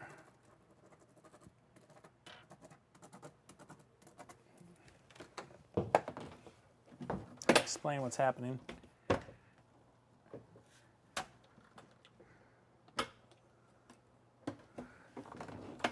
Okay, so this top piece needs to come down, but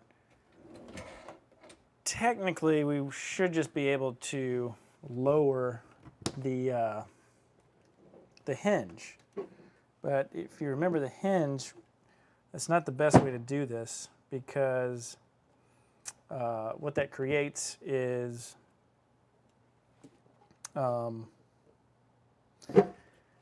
this piece needs to be lower. This is already low. So this can't go any more lower or it's going to seesaw back. So what we're going to do is we're going to take this out, and then while we take it out, we're going to take another 1/8 of an inch off of this side so we don't have this grinding over here.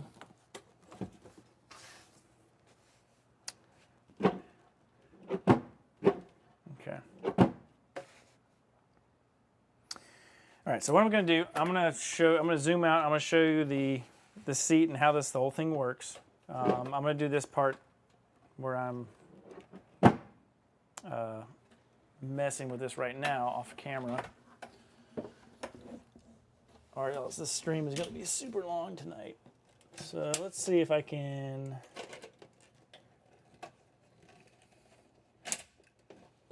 Let's see here.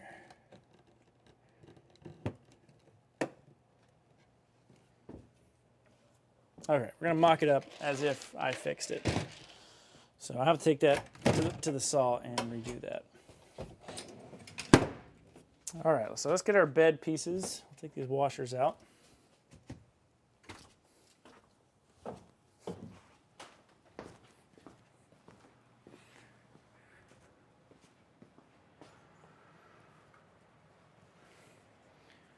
All right, let's zoom out so we can show you guys this. So here's the bed system. All right. So this is it, nice and flat. So we're going to go get our cushions.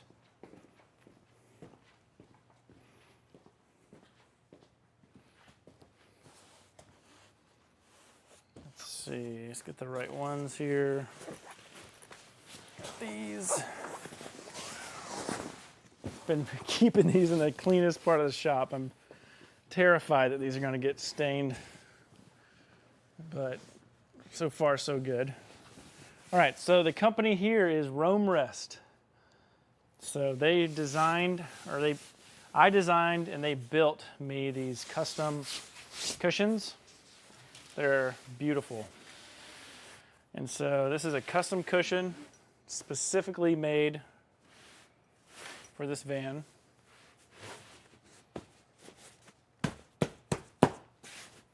So if you guys ignore that middle spot, you see how that's just from it. It's memory foam, so it'll move.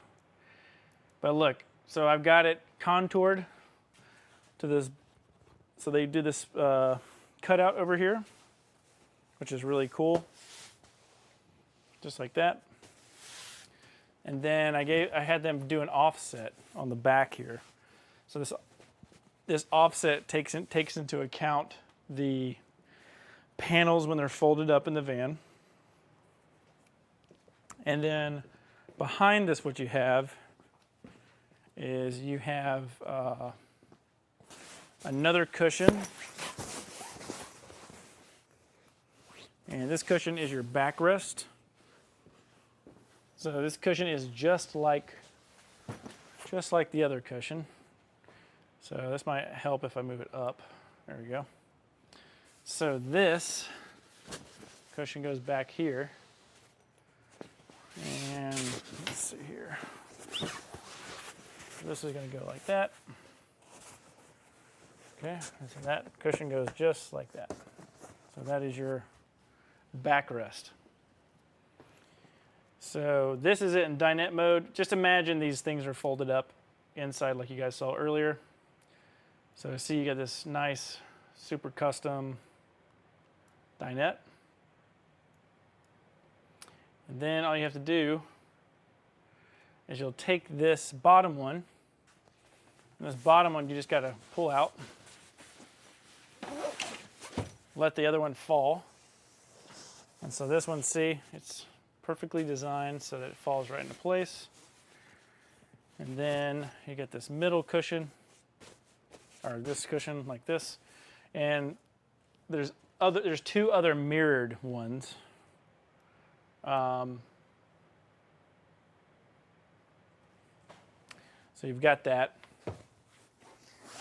And so this right here, these cushions are, even though we have this gap here, the way that this is, the way this foam is designed is, there's really, it has so much support that these gaps don't, you can't fill these gaps. So even if I'm sitting in this bed, I can't fill.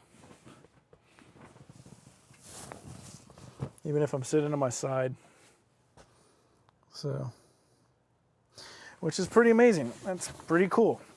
There's many different ways that you can do this. I have the bigger cushion here, which I would recommend that Jim and Linda do it this way. That's just my recommendation. Because over here on this front part that you can't see, that is a good spot to like put your cell phone or whatever. It's like a little open spot, for example.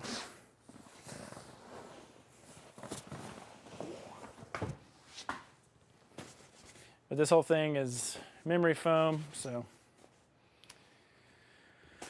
yep. And it's designed, so I'm gonna fold this back up, and I'll kind of say a couple more things for you guys. Let me put this up here. Oh yeah, Jim, it's very, very comfortable. Let me move the camera so I can see a better dinette mode. Yeah, we had to kind of decide between. Hold on, guys, I'm making you sick. Give me 1 second.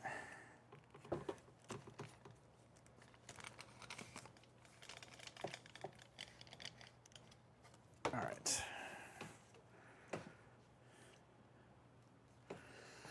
Hold on. All right, let's get the camera over here. All right. And let's go up. All right, so now we'll get this folded into dinette mode. So first thing tomorrow, I will take these panels to the saw so that we can work on them.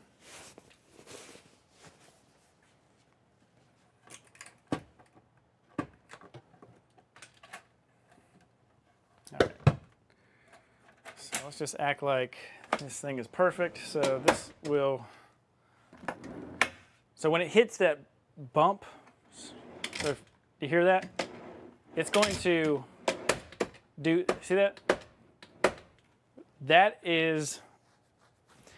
That's a safety feature. So imagine you had a big rack and you were trying to put this in and like you're on a hill and it went into whatever.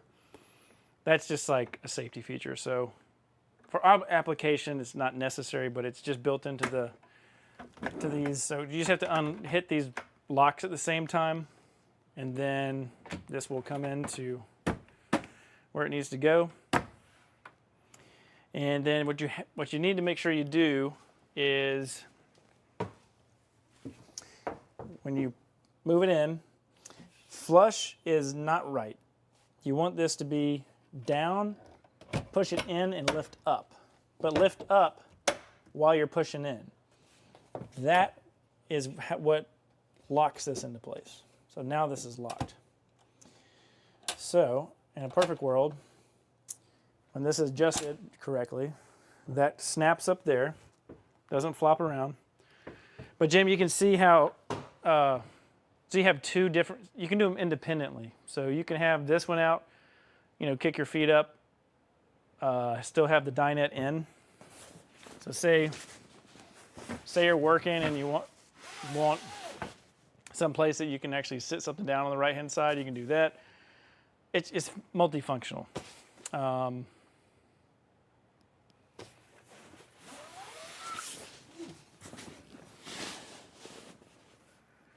right, so this side, same thing. Just push these down.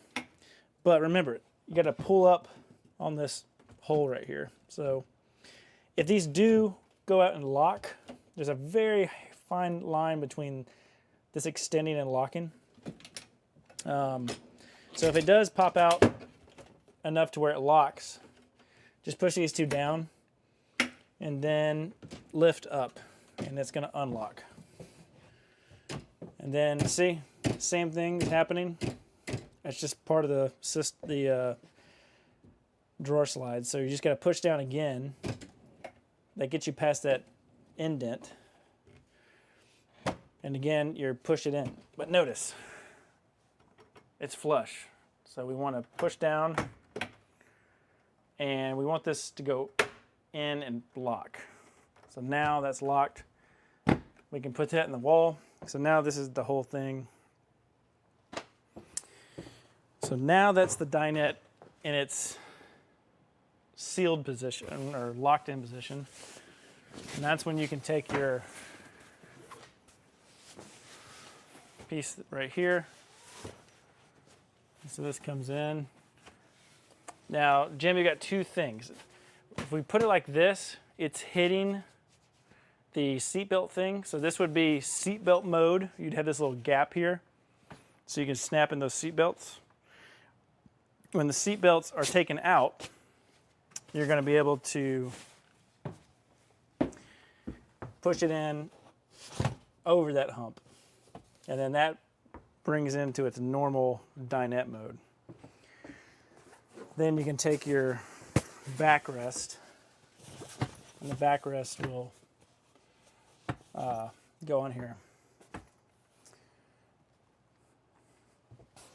And so there's a couple different ways you can do this. So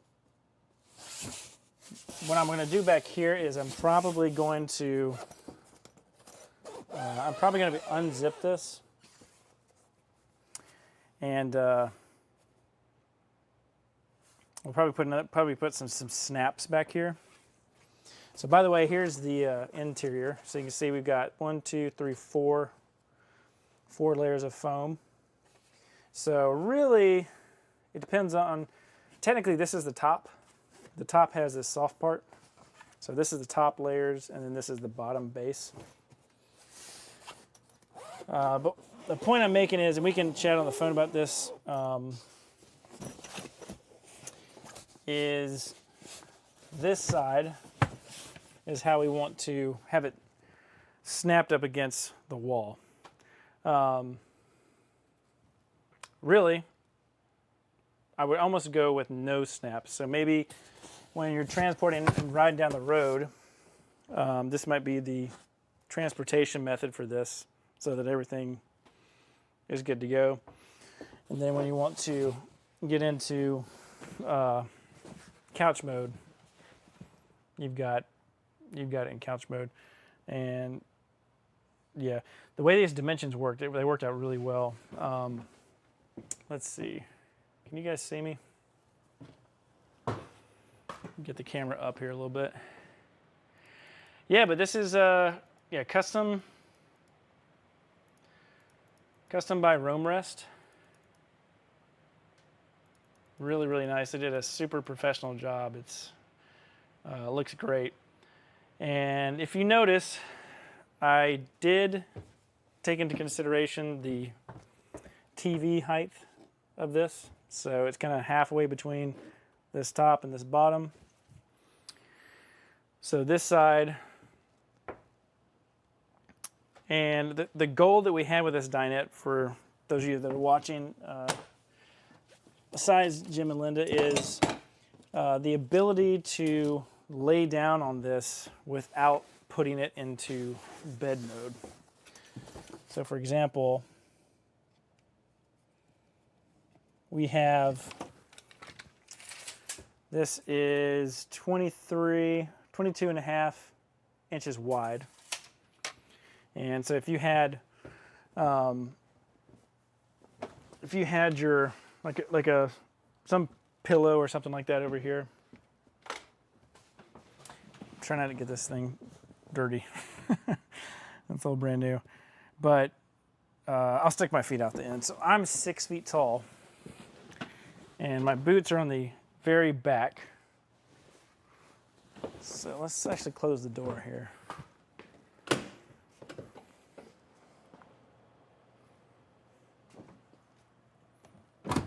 Okay, so we got the door shut. I don't want to do that. We're so close, I don't want to get the van dirty. I'm trying to be careful on every piece of this. Anyway, okay, my feet are off the back of the bed, so they're not dirty. And I'm 6 feet tall, and so my head is right here at the top. And I got my feet down here at the back. And so, like, if you wanted to take like a nap during the day, you can see my arms are right here. And there's enough room. The passenger side is not going to have these pieces, so you're going to have 1.5 inches more elbow room on the passenger side than the driver's side. It's just the way this is kind of set up and working.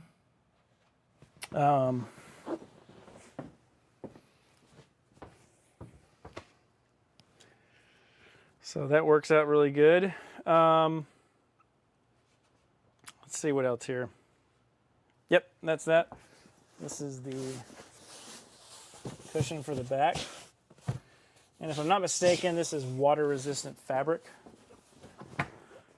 So, pretty good. Yeah, so we got 72 inches for the length, 22 and a half for the width. And then this piece right here is 12 inches. That's 12 inches. So 22 and a half plus 22 and a half, 12 and 12. That gets us a perfect bed from left to right. Yeah, so that's what we're working with there. But yeah, this is, so this side's done. I got to cut those two pieces tomorrow. The TV is nice because we still have the cushion here. So we've got like 3.5 inches when the cushion's up. For that, let's see what else I want to talk about. That's pretty much it for tonight. Just wanted to show you guys this Dinette system. I think it's really cool as far as its strength. It can be taken in and out. It doesn't mess the floor up. You're not dragging a piece of felt or wood back and forth a million times, which will eventually scratch the floor. It locks into place, multifunctional. Because one thing I didn't think about is you can open and lock it into position, and then now you can lay a protective cover back here, and you can, haul stuff if you needed to. And I'm confident with that too, Jim. So if you needed to put something back here, those 500-pound drawer slides, they will support 500 pounds. So if you had something that you wanted to put here, like a piece of furniture or something like that, as long as you put down like a nice rubber mat or something so it doesn't mar up anything, this Baltic birch, the drawer slides, it's gonna hold stuff back here. All right, guys, I'm gonna get out of the shop here. It's definitely late over here in North Carolina, but we checked this off. The next thing is the panel over here on the passenger side that goes over the water tank. That one is getting the same treatment. It's being painted right now. It has 3 doors. 2 doors are for inserting a lagoon table mount. Like there's like these little pockets, so you flip the door up and put the table in, and then there's an access hatch for the water pump. Then we're painting the 2 face frames for this. So those are measured for the face frame and the shower. I'm leaving open the top so that we can put the box for that the camera system.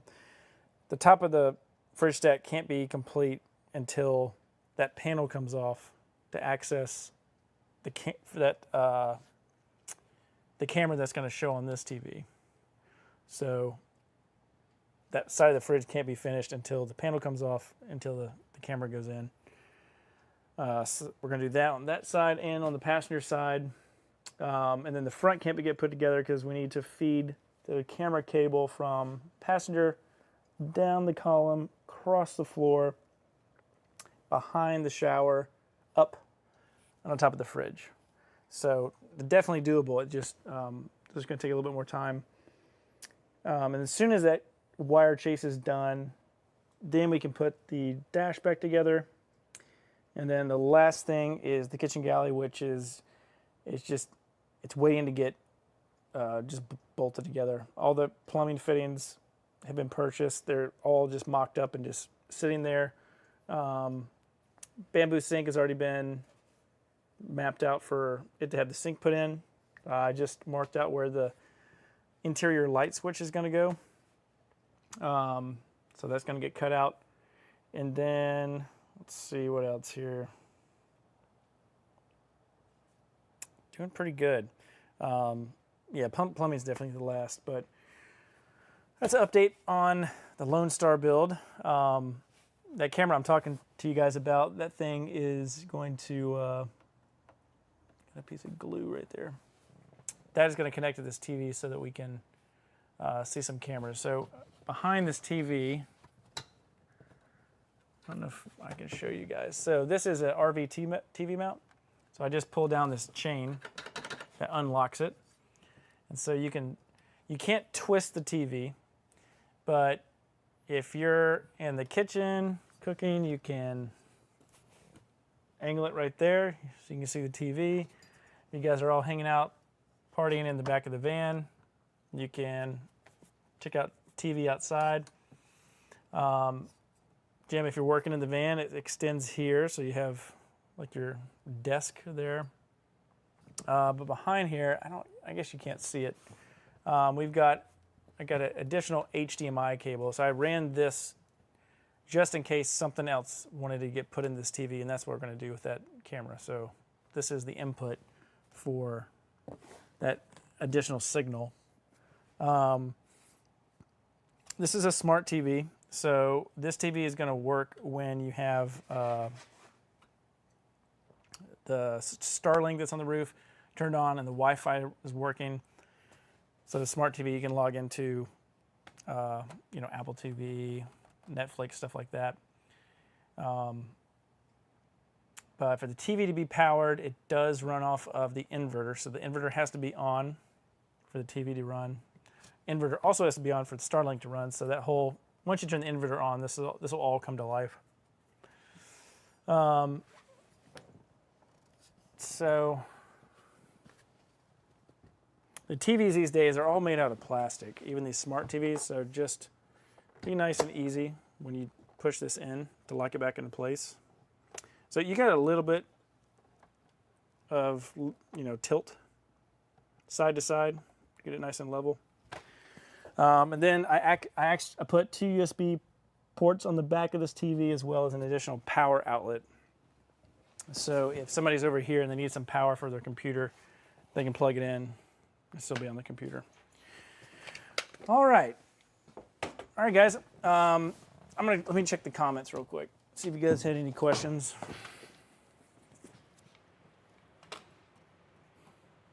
All right. I'm gonna sign out from the the seat in here. Okay. All right. I'm gonna get some rest tonight. I'm gonna be right back here first thing tomorrow morning. Update on the shop. So again, this is priority van number 1. But in the coming months, we have some more vans that are coming in the shop. We've got 2 vans. So Scott, the one that I showed you briefly, that Mark is putting the insulation and doing all that type of stuff. There's 2 of those vans. So They're basically just getting a floor, insulation, prefabricated wall panels. We're just going to pop in 2 ACs. So this one's going to get a Vellet 48 volt.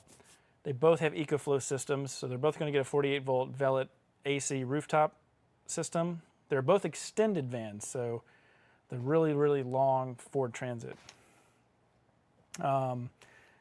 And they're nice. It's something that if you guys are watching the channel and you're interested in a custom build, I'm labeling this van. This is like a super custom because it's really bespoke. It's one-off.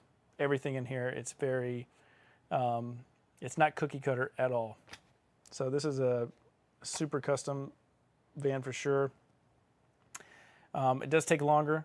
The other vans that have the they're more like a modular system. So the van panels that we use in this van, it would still be the same panels, just put in differently. It wouldn't be so custom like this one is. But that is, I'm kind of calling that or designating that the like the foundation build, where it's just the foundation of the van, floor, walls, ceiling, and then you can go from there with max fan or rooftop AC. And I'm really focusing on the EcoFlow systems for those builds because they're pre-wired, ready to go. The 48 volt is very efficient for running the AC unit. When you go from 12 to 24 to 48 volts on the AC units, you increase your BTU capacity. I don't know the science behind that yet, but on paper, that is how the specs roll. The higher the voltage, the more BTUs you can output. So those are options. And then in September, there's a couple from California, and they're going to have another build, but we're going to be doing a Victron system in that van. And that is so the customer just wants to have a little bit more flexibility with components. So that van will have a Victron system. And then we're probably going to be going with the new SOK batteries. So these new SOK batteries, they have the communication bus that you can hook up to the Victron system so that the Victron can talk to the SOK battery and talk to it about its charge voltage and stuff like that, or state of charge from the battery level, that's really what you want to monitor. And then at the end of August, I'm going on a trip, and it's a surprise. I'm not going to tell you guys about it yet, unless I don't think I've mentioned it on another stream, but it has to do with traveling in the van and needing a massive amount of solar to run an air conditioner for 10 days. So I'm not sure if I'll mention this in the next live stream or maybe next week, but focusing on this one run right now, so I'll tell you about that later. If you guys enjoy the content and this is helpful, love for you guys to subscribe to the channel. So not only do we have a YouTube channel, but we have a website, and the website is vanbuilderhq.com. That website is a blog style, so there's a bunch of articles, helpful articles on how to build your DIY van. If you need more help with your DIY van, there's 2 steps you can take further. There's a quick free guide, and the free guide is a free parts list. So imagine all the parts that I order off of Amazon, put into an Excel sheet, organized, electrical items, vent fans, fuses, different components like that, water pumps. They're on this list, and it's called the DIY Van Build Cheat Sheet. It's a free sheet to kind of help you get started if you've never been in the world of van parts. Check that out. That's free. All you gotta do is put your email address in. It'll send it directly to your inbox. The second thing that I'm really excited about is the DIY Van Build Blueprint course. So I put together a van building course So it's a full course that you guys can buy. It's at a special price right now. So in the description, there's a link. You can click on that.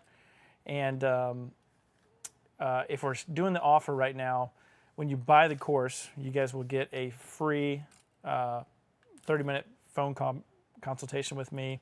You can talk about anything you'd like to as far as help that you need on your DIY van build. You can actually do that right now at this moment. So you can purchase a consultation time for an hour slot at a time. So it's a paid consultation. So if you guys you have an emergency or you need to get in touch with me, there's another customer that I'm not building his van, but I'm advising him on helping him build his van. And so he purchases those phone consultations. You know, he'll pick like 1 hour, 2 hour, and he'll batch all the questions that he has for me, pay for that time, schedule it on the calendar, and then I'll pick up the phone. I'll go through all the questions, answer them. But you can do a bunch of different things. You can use it as helping you get started. Use it if you're doing halfway through the project, you need some help, you can schedule a call with me. And then, so when you buy the course, you get that 30-minute free call. So it's included with the purchase of the course. So one call. So that's Vanbuilder HQ. Now the business that I have that I'm building this van with is Odyssey Custom Vans. And if you would like to have your van built by me, just like Jim and Linda's van, there's a free link to inquire on my website. It's also linked in the description below this video. You'll click on that. You can schedule a call with me on my calendar. Just pick a date that's convenient for you and a time. We'll hop on a consultation call. We'll learn about your project, what you guys are looking for as far as get your van build put together. We'll put a proposal together, and then from that proposal, we kind of build out the vision for the van build. And the proposal is super detailed. It's every nut, bolt, and screw that's going to go into the van.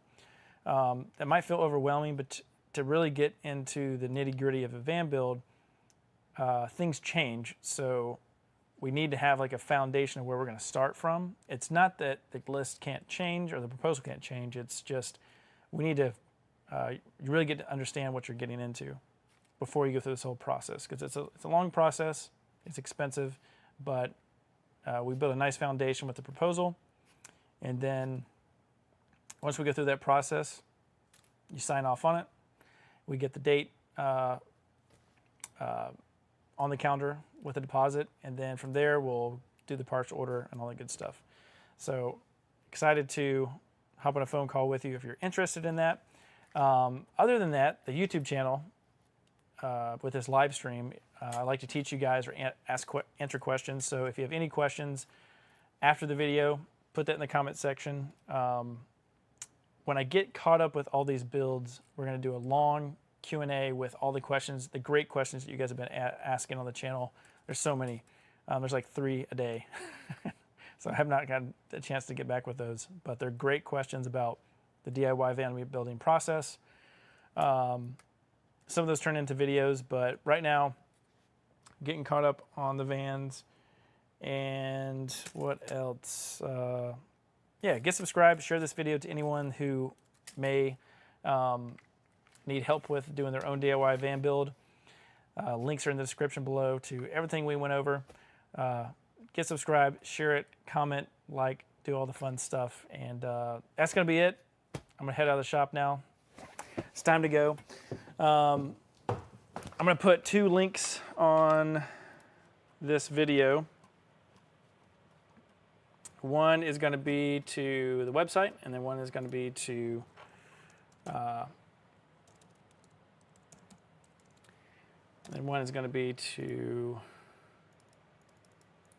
me copy this. So this is Vanbuilder HQ. This is where you guys can get the course and the free van build cheat sheet guide.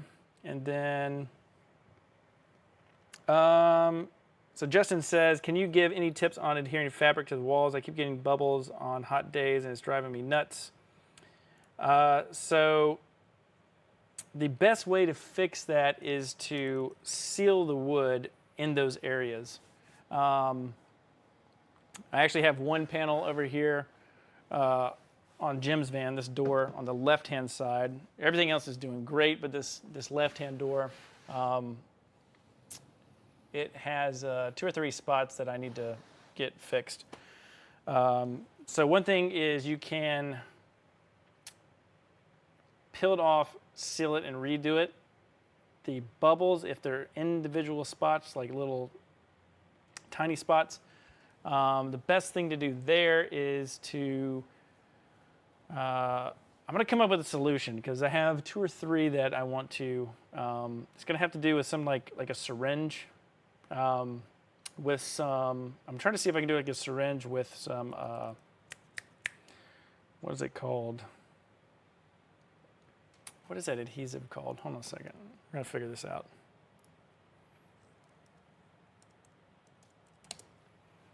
Hold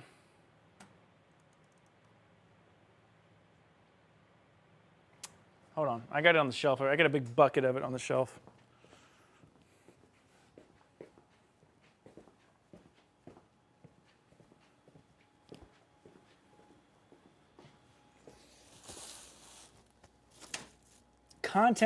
Weld wood contact adhesive. Weld wood contact adhesive.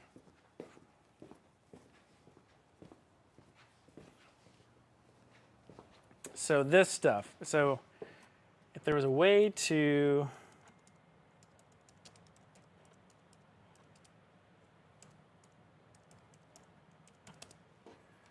all right, check this out. So this right here. This Lindau top and trim solvent types. This is spray grade contact adhesive. So I'm gonna try this experiment because there is like 1 or 2 spots that I want to fix. So I'm gonna try to get a syringe and see if I can get this into it and then inject it into those spots. I'm going to try that. So, Justin, hold on, let me copy this link. What's a better way to link this?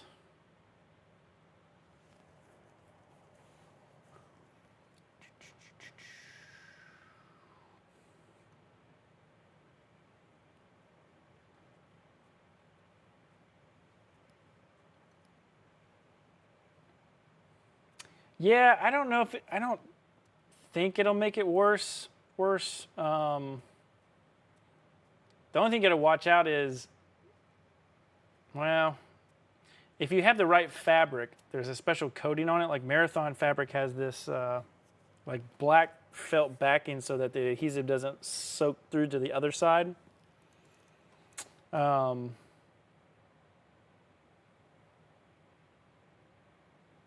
Yes.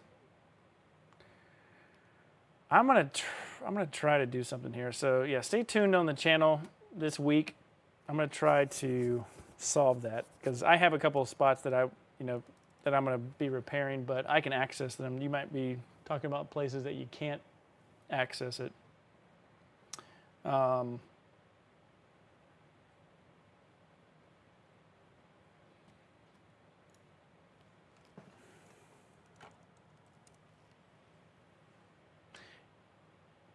Yeah, the challenge is going to be, hold on, let me put this link to finish what I was talking about earlier. Give me 1 second.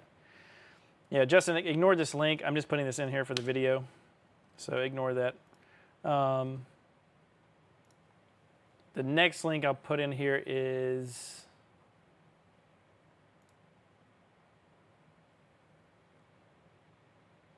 where is the link?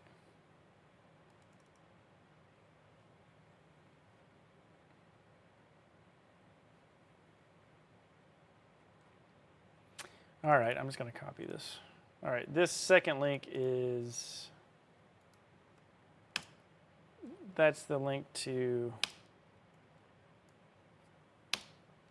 hold on, why won't let me,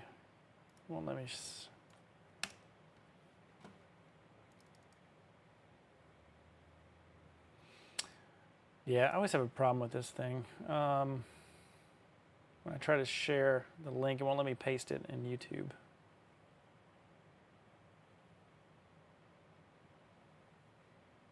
Here, I'm just gonna, I'll paste the title. Okay.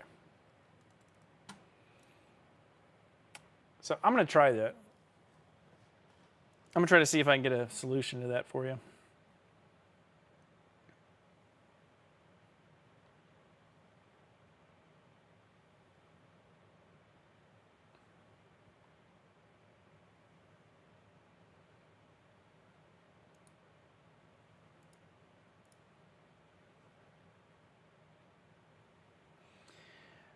So I'm going to try to use that for repairs. So what I normally use for the van is the Super 77.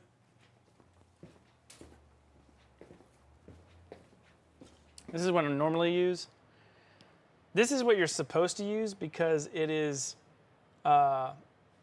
it's designed for fabric, undyed leather, paper, cardboard, plastic. So it's the paper and fabric, it's designed to hold the fabric to wood.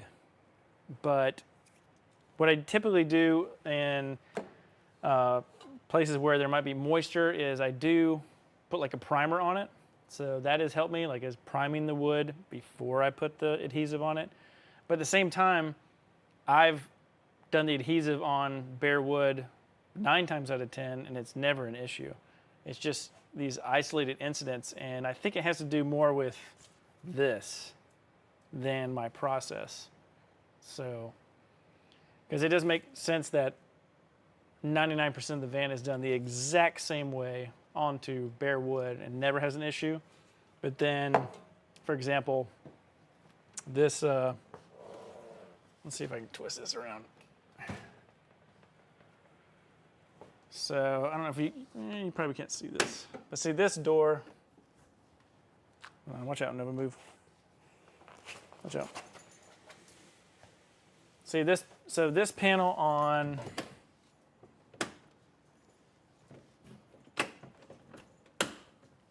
okay, so this panel has no issues. Full sun, no issues, no problem. This door, there's like, there's just like 2 or 3 pop up. So this right here, so this door.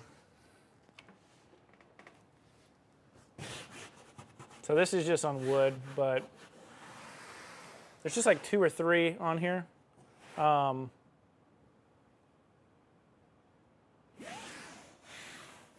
You can't see them now. They go away. So I've been, I'm gonna take this panel off and then redo it. And I'll just see if there's like a dead spot. But I do these, I put a ton of adhesive on here. I really make sure that it tacks up and I do it properly. So I'm not sure. I think it might be like a quality control thing from 3M. I don't think it's us putting it on the vans. Not to make us feel better, but it doesn't make sense that I do the same process on one panel, or 9 out of 10 panels, then one panel has this a weird area. So,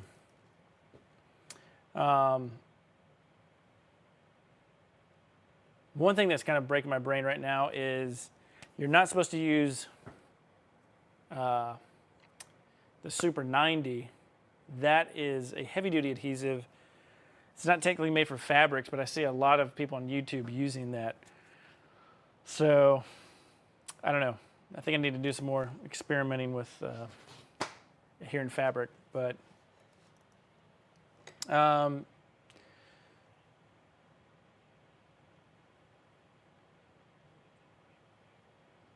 yeah, so sometimes if you stretch it, the fabric wants to pull, and it might have broke its seam, or it broke its adhesion, and then, because if you, Yeah. So I try not to stretch it if I don't have to. I try to just let it be relaxed. So yeah, in the next live stream or the comments, let me know how it goes with doing this next thing. I'll try to remember to find a different solution. I think the main solution is to prime all the panels, but I